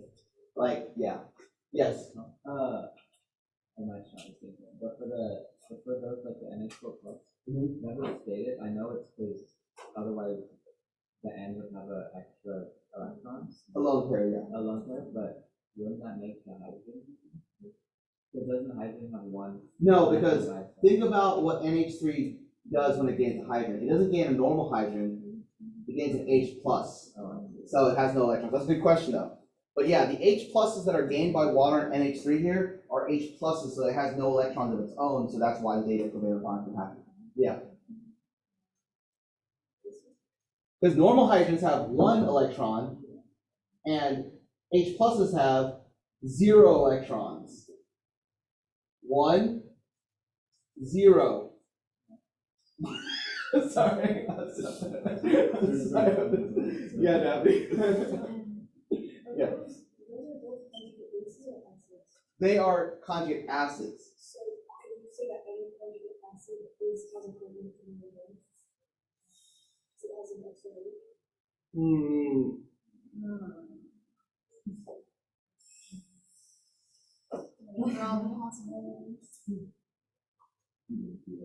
Oh gosh. Oh gosh. I'm always wary of sweeping generalizations. That's why. Because would you argue that Cl minus becoming HCl, gaining an H plus, that's a coordinate covalent bond? I guess you could argue that. Yes, I'm gonna say that's fine. I hope I'm not wrong about that, but as of this kind of brief thinking about it, it's fine. Okay. Shapes. Okay. You do need to know shapes, whether it's in the multiple choice or the short answer. There's almost always a shape and a bond question, so, a bond angle question. Sometimes it's a larger one, sometimes it's just 1 or 2 marks, but that's a big chunk. So if you've been here before, then you've seen this, but I draw things to help me minimize what I have to memorize. And so I draw it like this. When I have 2 bonds, when I have 2 regions of bonding, that's this. When I have 3 regions of bonding, I have this. When I have 4 regions of bonding, I have this. When I have 5, that's higher level, by the way. I have this and this, okay? Now, just a reminder, these 5 up here are our only electron domain geometries, okay? Because when I say electron domain, I don't care whether it's a lone pair or a bond, I treat it as a domain. So these are the 5 shapes that generate domain geometries, electron domain geometries. For standard level, it's 3. For a higher level, it's 5. So we have the following shapes: linear, trigonal-planar, tetrahedral, trigonal bipyramidal, bless you, and octahedral, okay? If you're gonna memorize shapes and you have a limited amount of time to memorize shapes, I would memorize these 5. Like, these 5 are the big ones because you can figure out the rest based on memorizing these 5 and these angles as well: 180, 120, and 109.5. 90 and 120 here, and then 90 here. Because all you do is this, okay? For molecular geometry, if there are no lone pairs, it's the same. So all of these are also molecular geometries. It's when you start getting lone pairs that it changes. And the reason why I draw it this way is to help you visualize, because when I get a lone pair here, I take off the top line. And that's what's left. So what shape would you say that is? Bent. Okay. It's just the two. So it's just the 2 atoms, not this, like, try to ignore this. Well, actually, no, the central atom is part of it, but it is a bent line. And that angle is 117. It's just 3 degrees less because of the lone pair causing more repulsion. This one, think in 3 dimensions, what shape is that? What? Trigonal pyramidal. And that's 107. So take 3 degrees off every time and it should work. And you take another line off, you end up with bent. But this bent is 104. So the bents are different angles.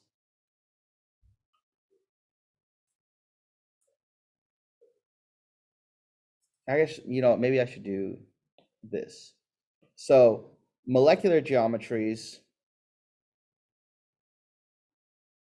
are all of these, and electronic geometries are only these.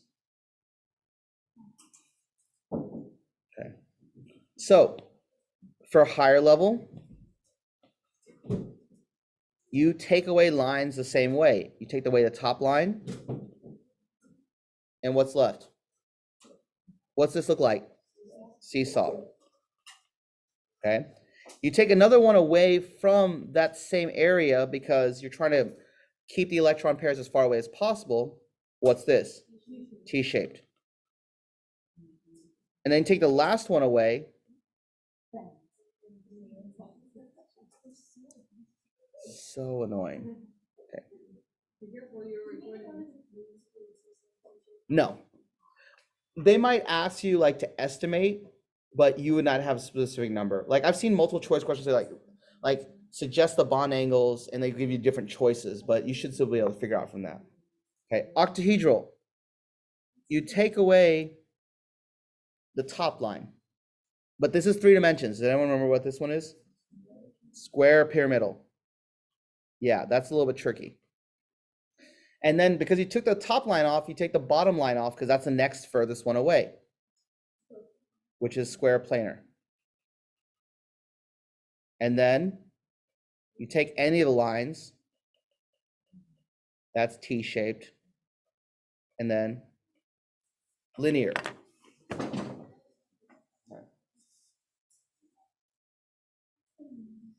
Now, let's talk about one thing I have never added onto this chart, but I think would be useful to kind of think about this, okay? Let's talk polarity of molecules, because I think this is important, okay? Now let's assume all the outside atoms are the same. So like NH3 or BCl3 or SF6. Okay.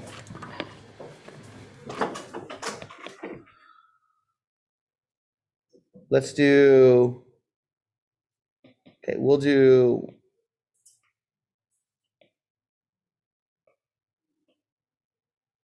Okay. Nonpolar,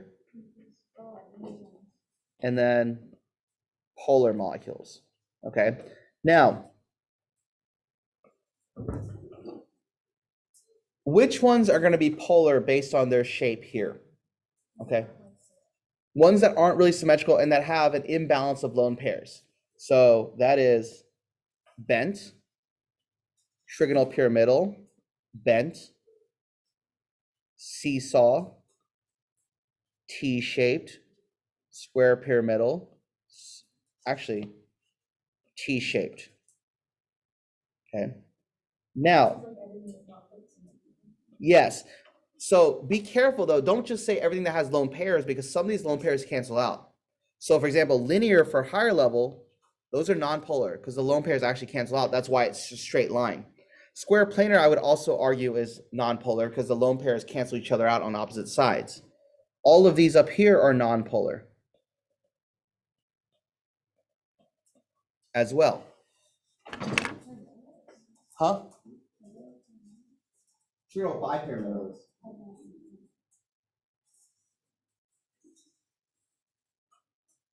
So assuming all the atoms on the outside are the same and you're only focusing on lone pairs and orientation of them, those are your polar ones and those are your non-polar ones. That helps you identify, well, is it LDF, dipole-dipole, or hydrogen bonding? Because if it's non-polar, it's automatically LDF. If it's polar, it's automatically at least dipole-dipole. If it has H bonded to N or F, then it's hydrogen bonding. Okay. For those of you that didn't hear, I have posted a link to this Google Doc on Schoology at the very bottom. I think it just shows up at the bottom whenever I upload new stuff. And so it's called Difficult Concepts. They'll link you to that. You'll need to log in your Audi account to access it, but then just download a copy of it and edit it whatever way you want. Like there's two things. The first sheet is every single bullet point there. The second sheet, I took out some of the bullet points that I didn't think were things we wanted to talk about, and then I color coded by topic.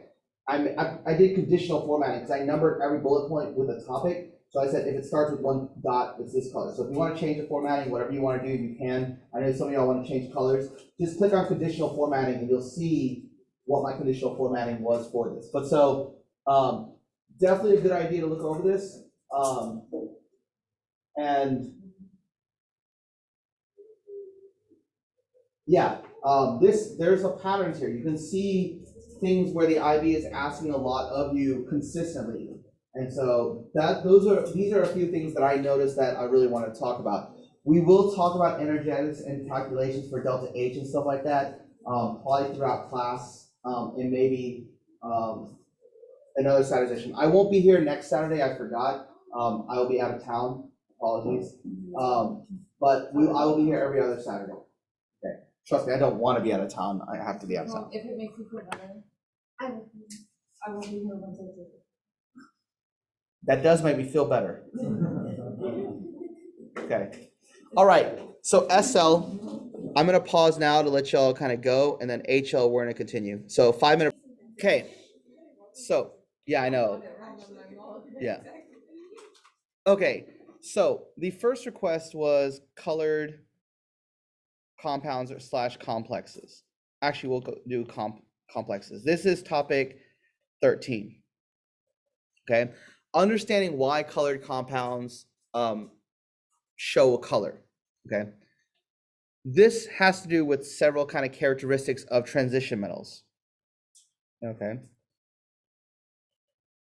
Okay, transition metals have a partially filled D sublevel. So they have less than 10, but more than 0 electrons in their 3D sublevel. Okay. They bond with ligands to form complexes. Okay.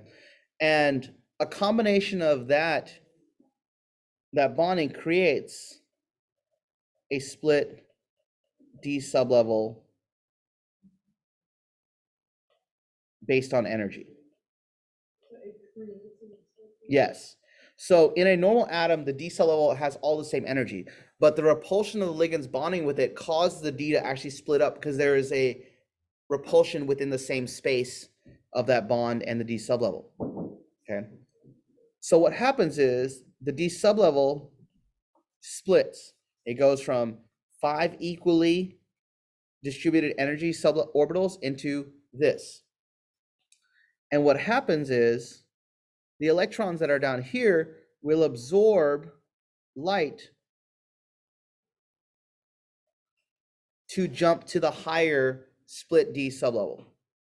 Okay, so they will oscillate between the split D sublevel by absorbing certain visible light. What isn't absorbed is transmitted. So you transmit the complementary color.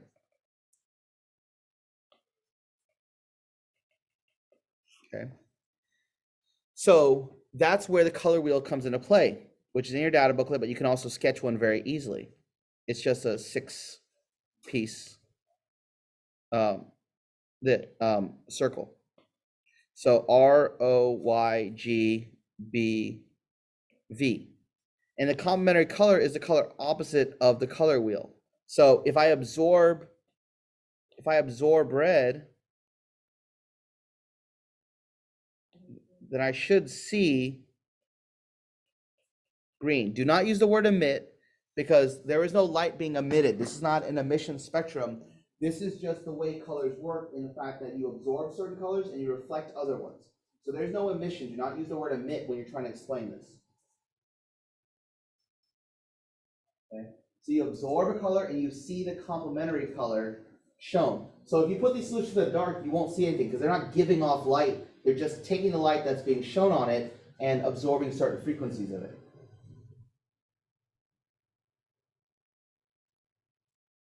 And there's three, oh, I have a question.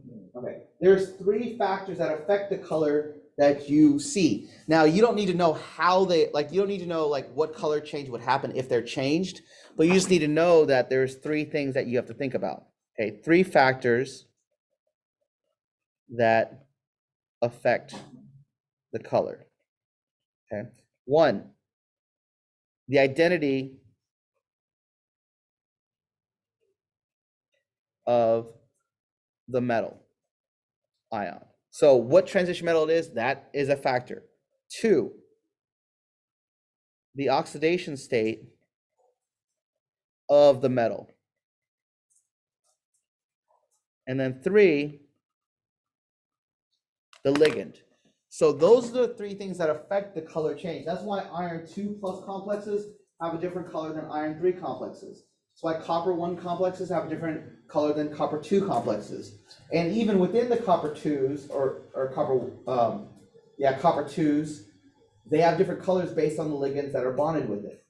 Yes. Can they ask us what color those? Probably not. There are a couple. We know. Well, there are a couple that you should know, like copper sulfate's kind of a bluish green, but no, they're not going to just ask you a random solution that you need to know the color for. Is that No. No, chlorine is a yellowish green gas. Yeah, orange. In every language, that's wrong. Okay. Yes. Can you give me examples of how each of these factors affect one? Well, okay. So what happens is this, and I'm not going to give you specific examples because that's not necessarily the concept behind this, but the color that you see is based on how far the D sublevel splits apart. So the further the D sublevel splits apart, the higher energy it absorbs, like the higher closer to violet or blue or green it absorbs, right? So what happens is these 3 factors affect how closely things are bonded, which causes the difference in how far it splits apart. That's what you want to know.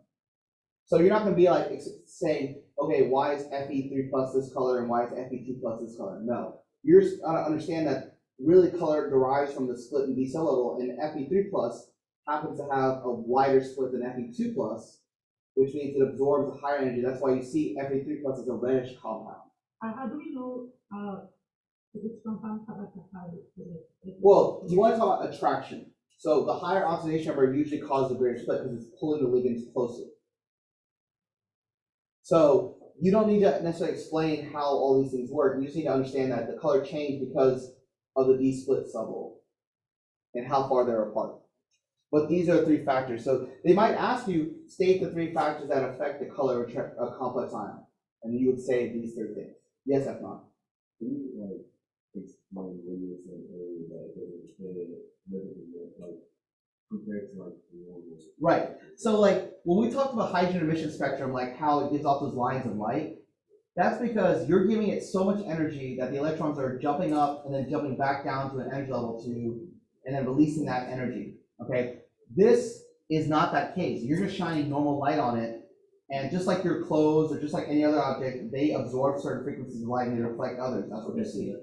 So it's like a normal object. Yes, it's like a normal object instead of like a light bulb. Right.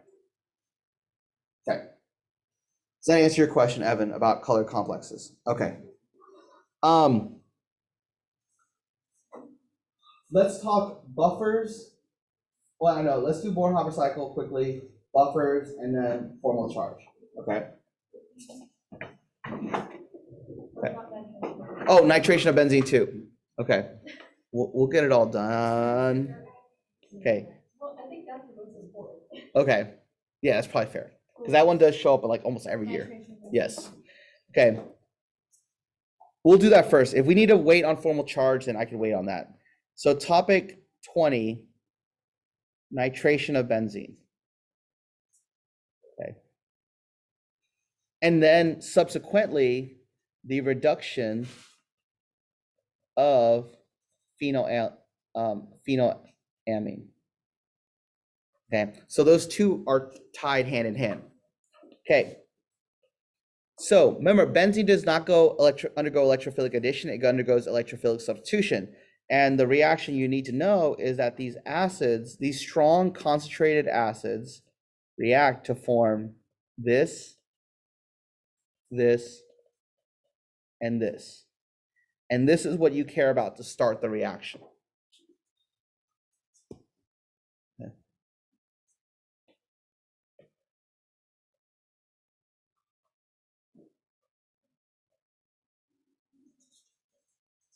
Okay, this is your electrophile. It's seeking out a pair of electrons.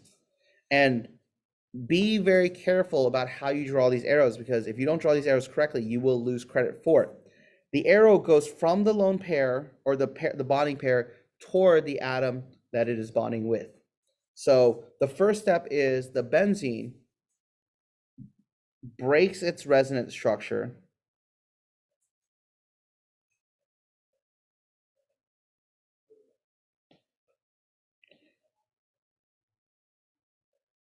and creates a positive carbocation here. Okay, so that's kind of your transition step or your intermediate. The base, or the HSO4 minus, will come in and take the hydrogen away that's on this carbon and then cause that bond to reattach here. So notice where my arrows are pointing and how the movement of electrons is occurring, because then you end up with this. So essentially you substituted an H for an NO2, a nitronium. Oh, you know what? I wrote this wrong here. So the phenylamine is your product. It's reduction of nitrobenzene. Sorry. I was already thinking about the product, and then I was looking at it like, this is nitrobenzene, not phenylamine. You make phenylamine after you reduce this. So that's your first product. So you're getting marks for your product and your three arrows here. And I guess you could also argue that there's H2SO4 as your other product here. But they might just ask you for the organic product, which is that nitrobenzene. So understand these arrows, know these arrows, very, very popular question. Because again, I have a theory that the IB, whenever they change curriculum, any stuff they add new, they try to find a way to wedge it into the test to hold teachers accountable to make sure they're teaching a new material, not just the old material over again. So it forces teachers to adapt their curriculum to fit in this new material. And so, yeah, it holds them accountable for that. Like, I think, like, I'm looking at this, so like nitration of benzene was on May 2016, was on May 2017, time zone 1, was on May 2020, 17, 2002, time zone 2. It was on, let's see, May 2019, which y'all know. It was on November 2017. Yeah, so most of the tests that we've had here, what, 6 out of 8 tests or something, have nitration of benzene in one form or another. So no. Okay. Yes. Yes, there needs to be a positive charge somewhere in there. Yeah, because you're gaining NO2 plus, so that new molecule has a positive charge there. Actually, let me double check. Let me look at something really quickly. Let me look at the mark scheme here, because I can show you. Let me double check. I've forgotten what the marks are for this now. Let me double check. I'll pull. I know those of you on Zoom can't see this, but it's okay. I'll say it out loud. Okay. Come on, open up.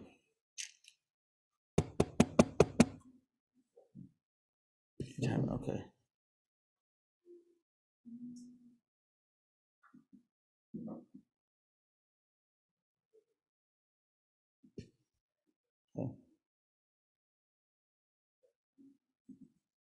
Okay, so yeah, so curly arrow going from the benzene ring to the end of NO2 plus, carbocation with correct formula and positive charge on the ring.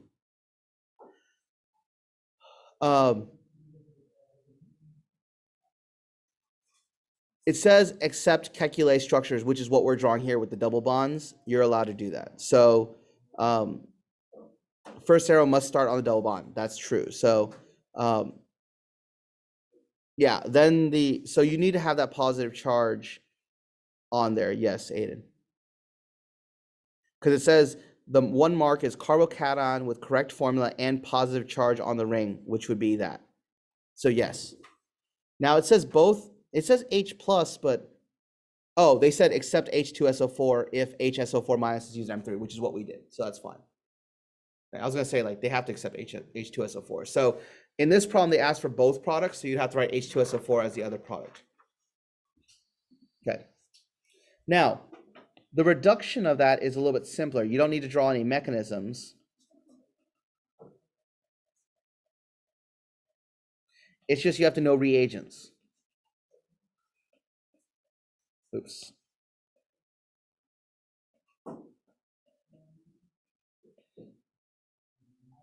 And so it becomes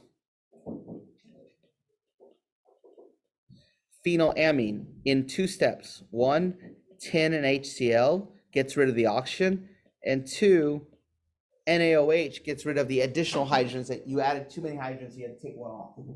So know both of those 2 steps, and you have to identify them separately. 1 mark for each step. 1 for the first, tin and hydrochloric acid. 2 is the NaOH.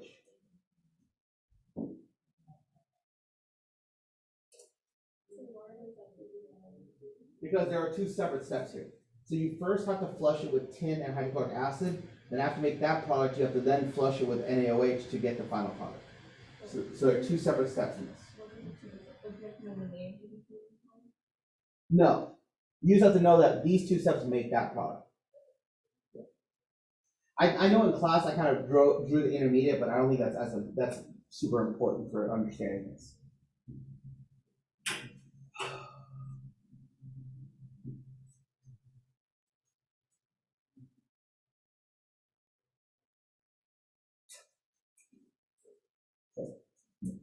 Questions? Okay.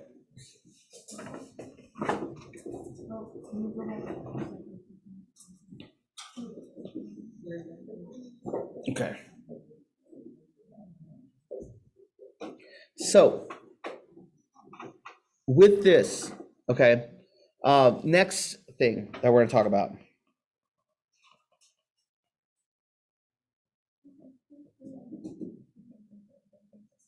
Okay. The Born-Haber cycle, okay? Now, the Born-Haber cycle, you're less likely to have to write out the entire Haber cycle, the Born-Haber cycle. They'll probably have it mostly diagrammed, but maybe have you annotate things on there. But understanding the Born-Haber cycle is important. And so what you might see is something like this. Oh, sorry.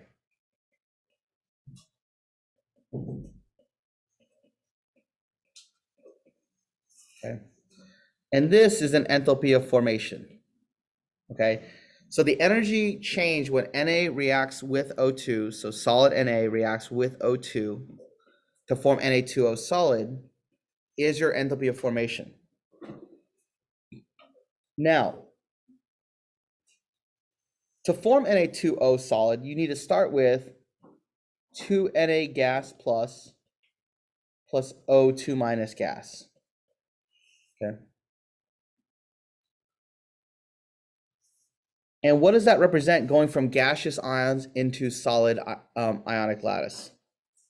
What step is that representing? No. Nope. From here to here. Lattice enthalpy. Now, it is the opposite of lattice enthalpy because lattice enthalpy is defined as going from gas to solid state, the endothermic process. So in a Born-Haber cycle, you're actually doing the reverse of lattice enthalpy. That's why I put a negative sign there. Okay. But now we've got to get to that point so that the cycle can be complete. So we need to convert our Na to what? Gas. So that is atomization.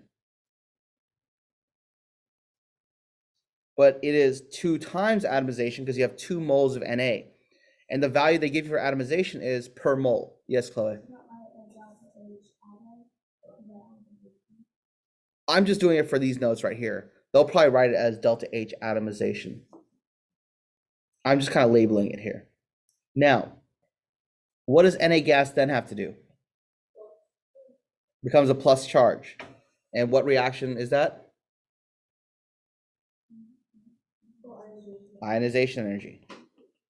And there's 2 of them, 2 moles, so it's 2 times ionization energy. So that gets us to Na plus, so we're done with that.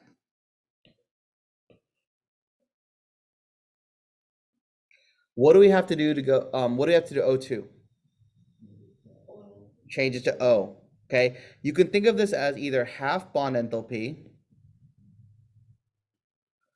or atomization. So if you're given bond enthalpy, you just do half of that because there's half a mole of O2. Or if they do atomization, that's per 1 mole of O, so that's fine. Now, what do we have to do to O? Electron affinity. How many? 2.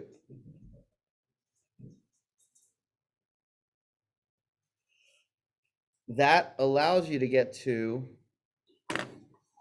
this stage where the last step is lattice enthalpy.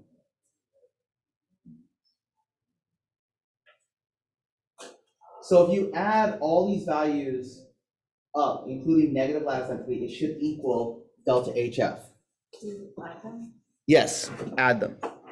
So I treat it like this. I do 2 delta H atomization plus 2 delta H ionization energy plus, we'll just say delta H atomization or 1/2 bond enthalpy plus electron affinity 1 plus electron affinity 2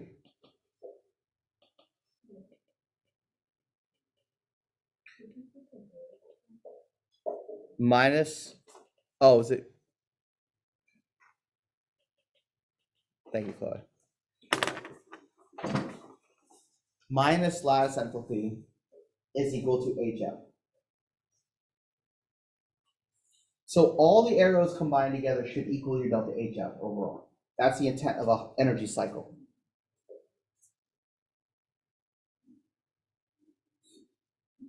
And so if you're solving for lattice enthalpy, that's why you have a minus, because if you do that, then your overall lattice enthalpy should be positive when you solve for it. Yes, Rick? In the IB, they would most probably put the O steps, like the green ones, on top of the NA steps. Yes. Yes. Yeah, usually they'll write everything out, even the stuff that isn't changed until it's a complete cycle. Yeah. Other questions? Yes, Osman.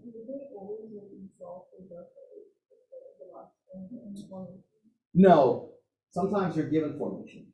So you might be solving for last enthalpy, you might be solving for activation, electron affinity. It just depends on which variable you have. Well, technically, yes. What she's saying is that if you subtract HF to the left, then it'll be equal to 0. Yes, that is true of any mathematical equation.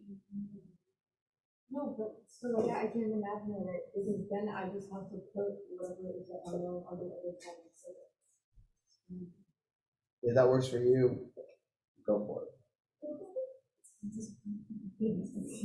That's probably true. It's a start. Wait, Daphne, does that help you answer Born-Haber I cycle? don't really understand how you can understand. Okay, so no. With the Born-Haber cycle, I think it's best to work kind of backwards. And I think what you need to always think is in the enthalpy of formation, you're going to be given that one, that your products, your ionic solid products, have to come from gaseous ions. Okay, so that's your reverse lattice enthalpy. So every other step you figure out is transforming these species into these species. That's what you're doing. So what you have to remember though is ionization energy, electron affinity, they're all in gaseous state. So your job here is always convert these to gases first if possible. Here. And then once they're in gases, make sure they're in atoms, and then you convert them into these things. So I would say the first step for both these reactions is turn it into a gas. The second step would be, if you have any diatomics, break them up. Then when you're at that point, then all it is about changing them into the ions, and then those are your steps. I think in the IB says it's either oxygen or like chlorine, so yes, it's going to be diatomic almost always. And also, if you're going from 200 gas to 200 solid, what's the Sublimation? Yeah, sublimation would be gas to solid, but in this case, you're going from solid to gas. So what value would you use for solid? The negative of that, right? Because it should be just reverse the reaction. Okay. Questions? Okay. Let's talk buffer reactions because this seems to come up quite a bit on here. I think like I can't read it on here, but I think like all the blue ones have to do with buffer reactions. Okay. So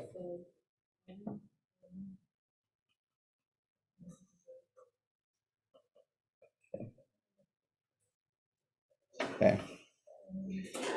So this probably is what we're gonna end up on, and we'll just save for, we'll charge for another. Okay. So topic 18, buffers. Okay. What you really want to take away from buffers, not only the definition of it resists pH change when a small amount of acid or base is added. That is the definition of a buffer. But what I want you to take away from buffer is a buffer contains a weak conjugate acid-base pair. Okay, so the only way you can have a buffer is if in your solution you have a weak acid or weak base and its conjugate present. That has to be true because the whole point of buffer is that the conjugate pair act in tandem to neutralize any H plus or OH minus that's being added to make each other so that the concentrations aren't significantly altered in the solution. So for example, actually we already did this one in class, so let me do this one. For example, HF and NAF can be a buffer because HF and F minus are conjugates of each other. And so they work in tandem because if I add acid, the H will bond with the F minus to form HF. And when I add a base, the HF will react with it to form H2 and F minus. So notice you're producing the conjugate when you react with acid and a base, which is weaker than just leaving the acid, the OH minus or the H plus to float around and affect the pH. So they're absorbing and then transforming so that the pH is resistant to change. It doesn't prevent change, it resists change. There is a difference.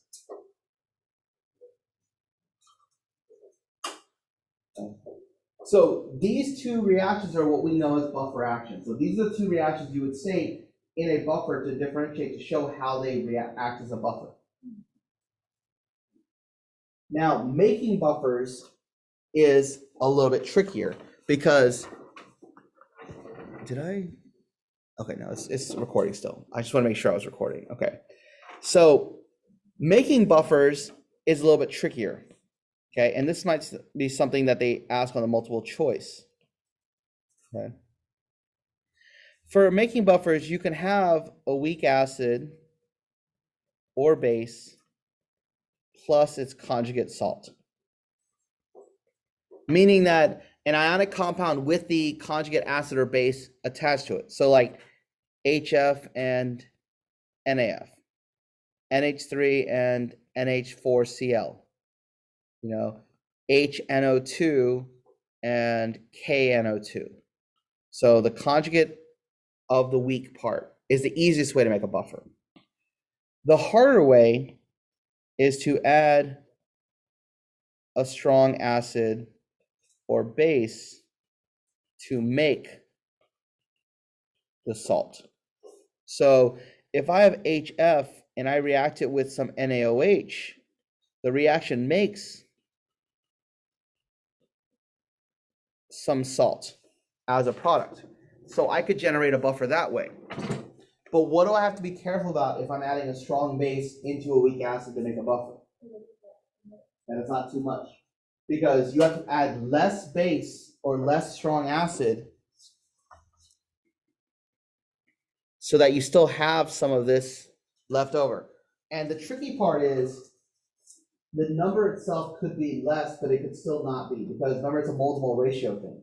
So if it's a 1-to-1 ratio, yeah, the number being less moles works fine. But if it's a 2-to-1 ratio or a 1-to-2 ratio, that number may have a different impact. So you may want to solve for how much HF is reacted and then compare it to how much HF you actually have in these multiple choice questions.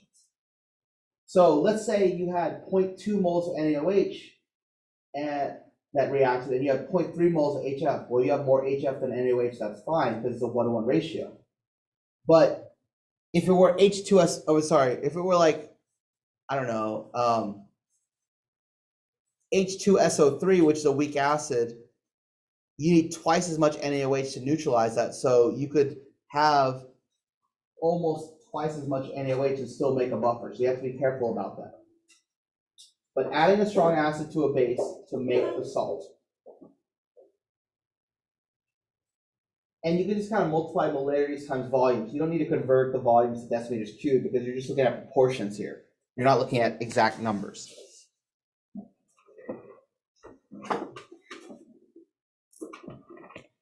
And remember, quick sketch on titration curve here, because titration curves is another thing that students had issues with.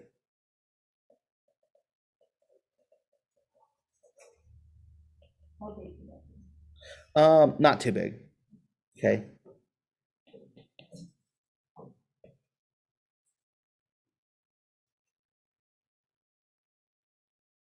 Let's see.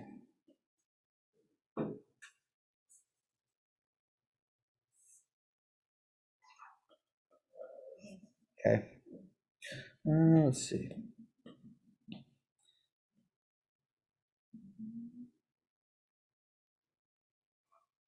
Okay. So this is titration of a weak acid with a strong base. That's why the pH of the equivalence point is above 7. And that should line up with the equivalence volume. Where is my buffer region on this graph? Where is my buffer region on this graph? Chloe?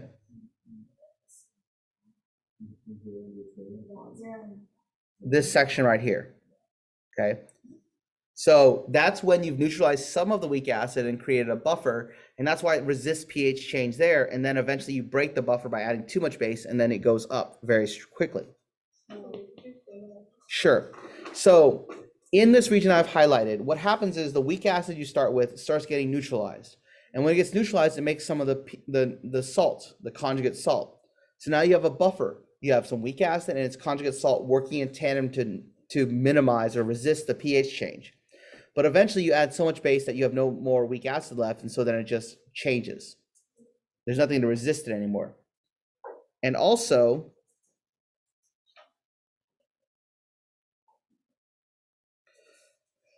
where you have half the volume, that pH is equal to pKa. Halfway to the equivalence point. So half the volume that you need to neutralize it, the pH at that point is the pKa for that unknown weak acid.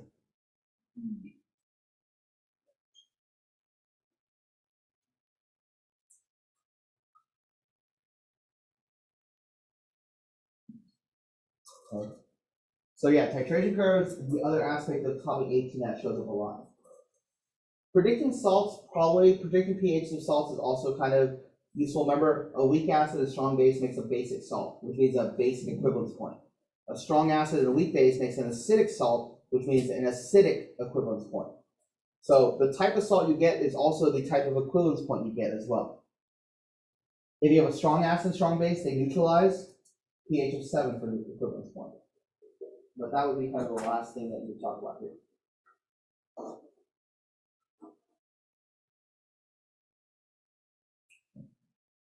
Questions?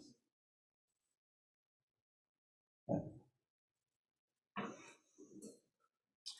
We didn't get through everything on here, but we did hit some of the big points that seem to be kind of very repetitive throughout these things. But you can take a look at it yourself. If you have any questions about the bullet points and stuff like that, I'm more than happy to kind of answer those questions. But yeah, this is me going through every subject report from 2016 May and on, and this is what I got. All right. Y'all have a good day.